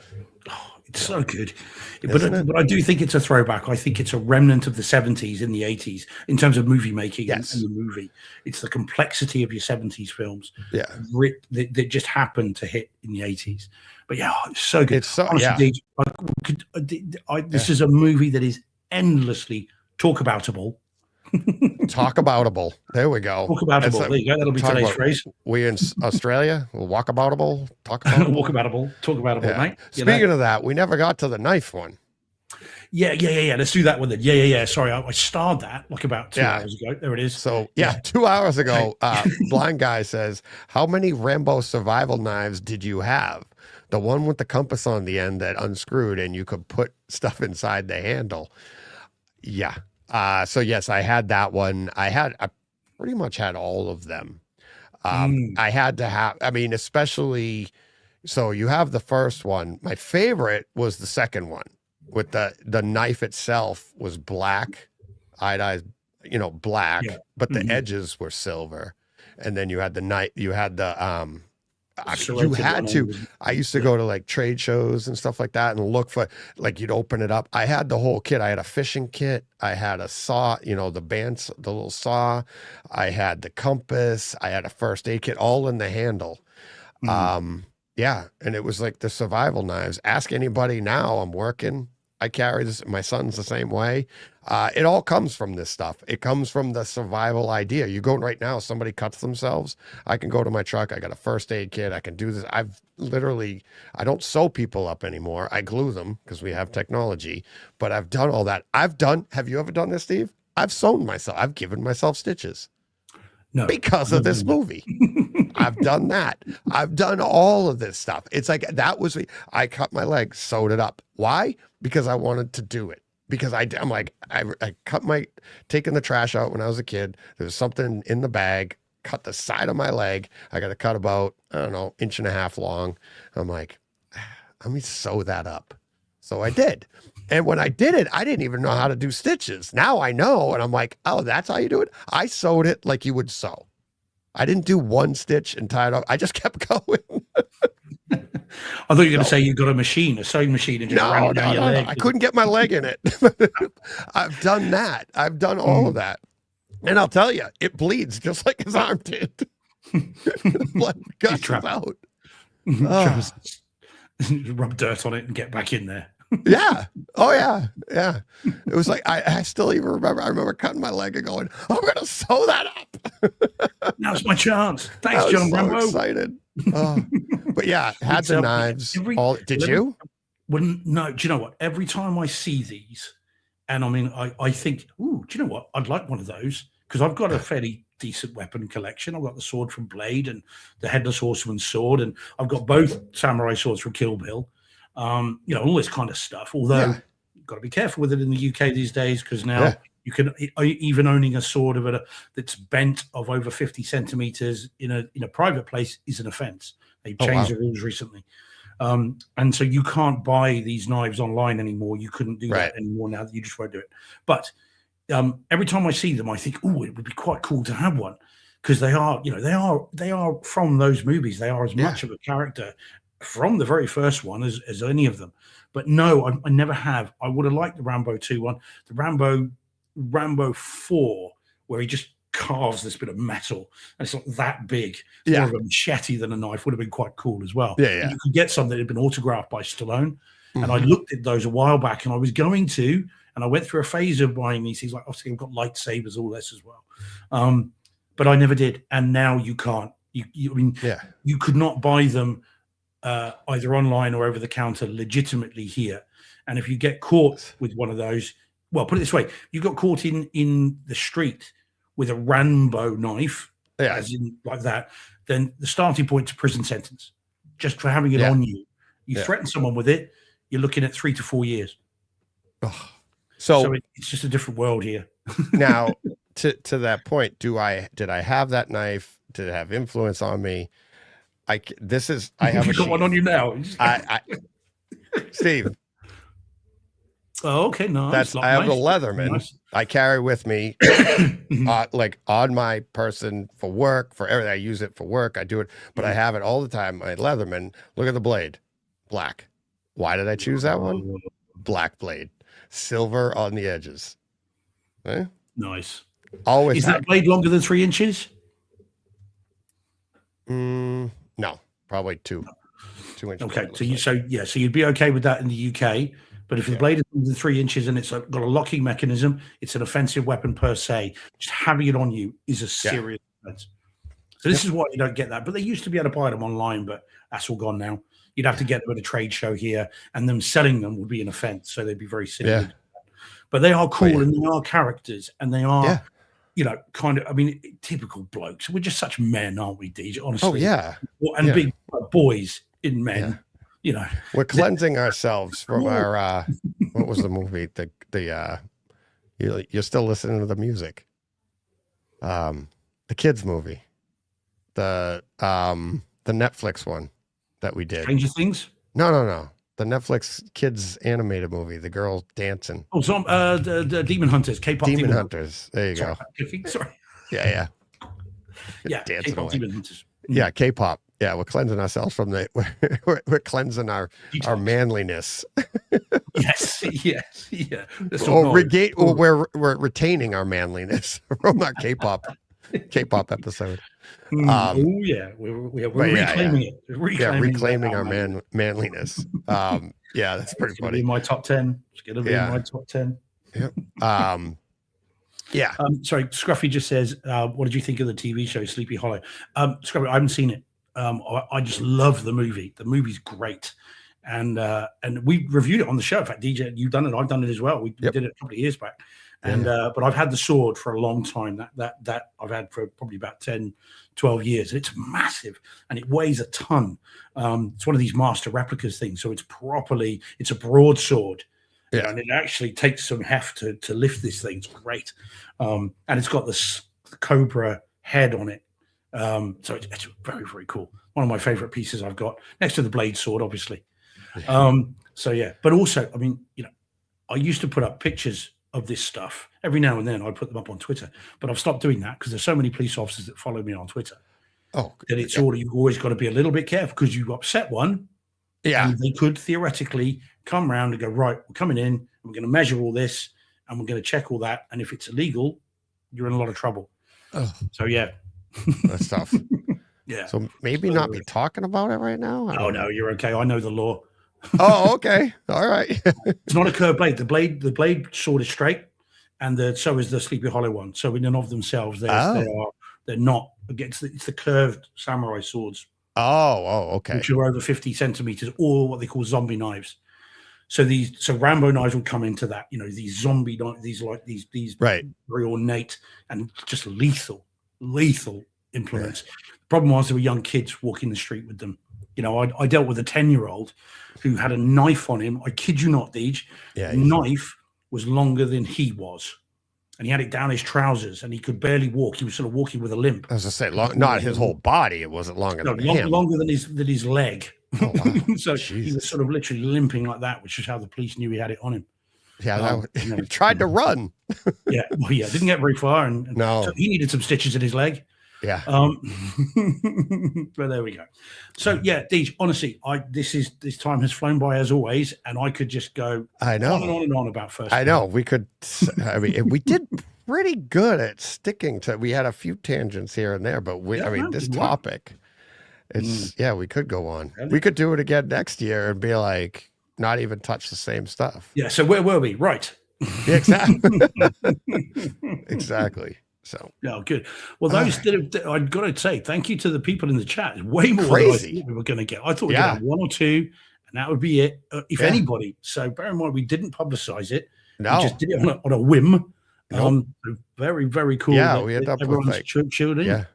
Yeah, crazy. 54 in the chat. We have your ex. You have 31. I have 16, and there's 7 on YouTube.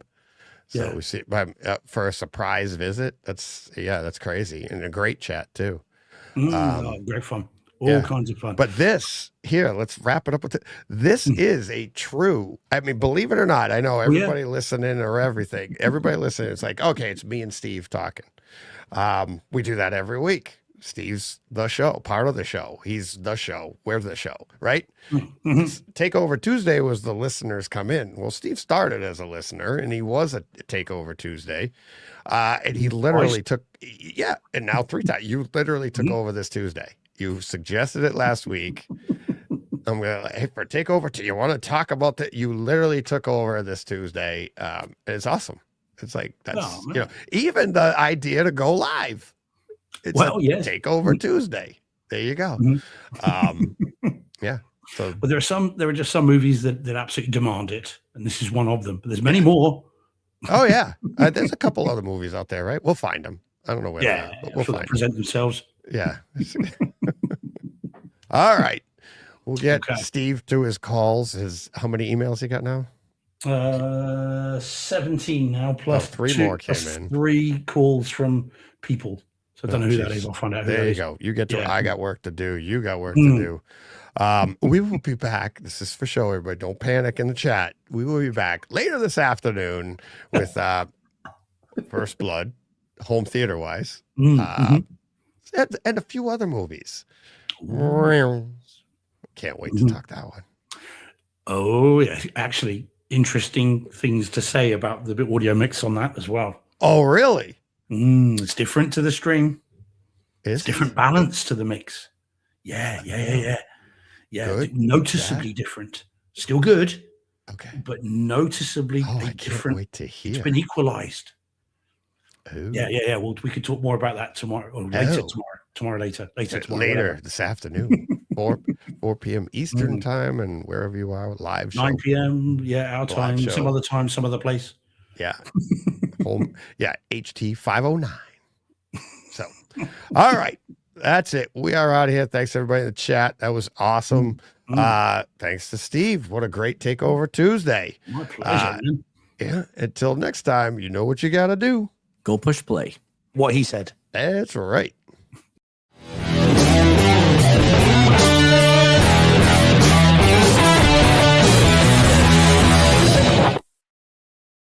Hey, Fred. This has been a Hey Fred production with theme music by Jeff Bernhardt and Throne Vault Productions.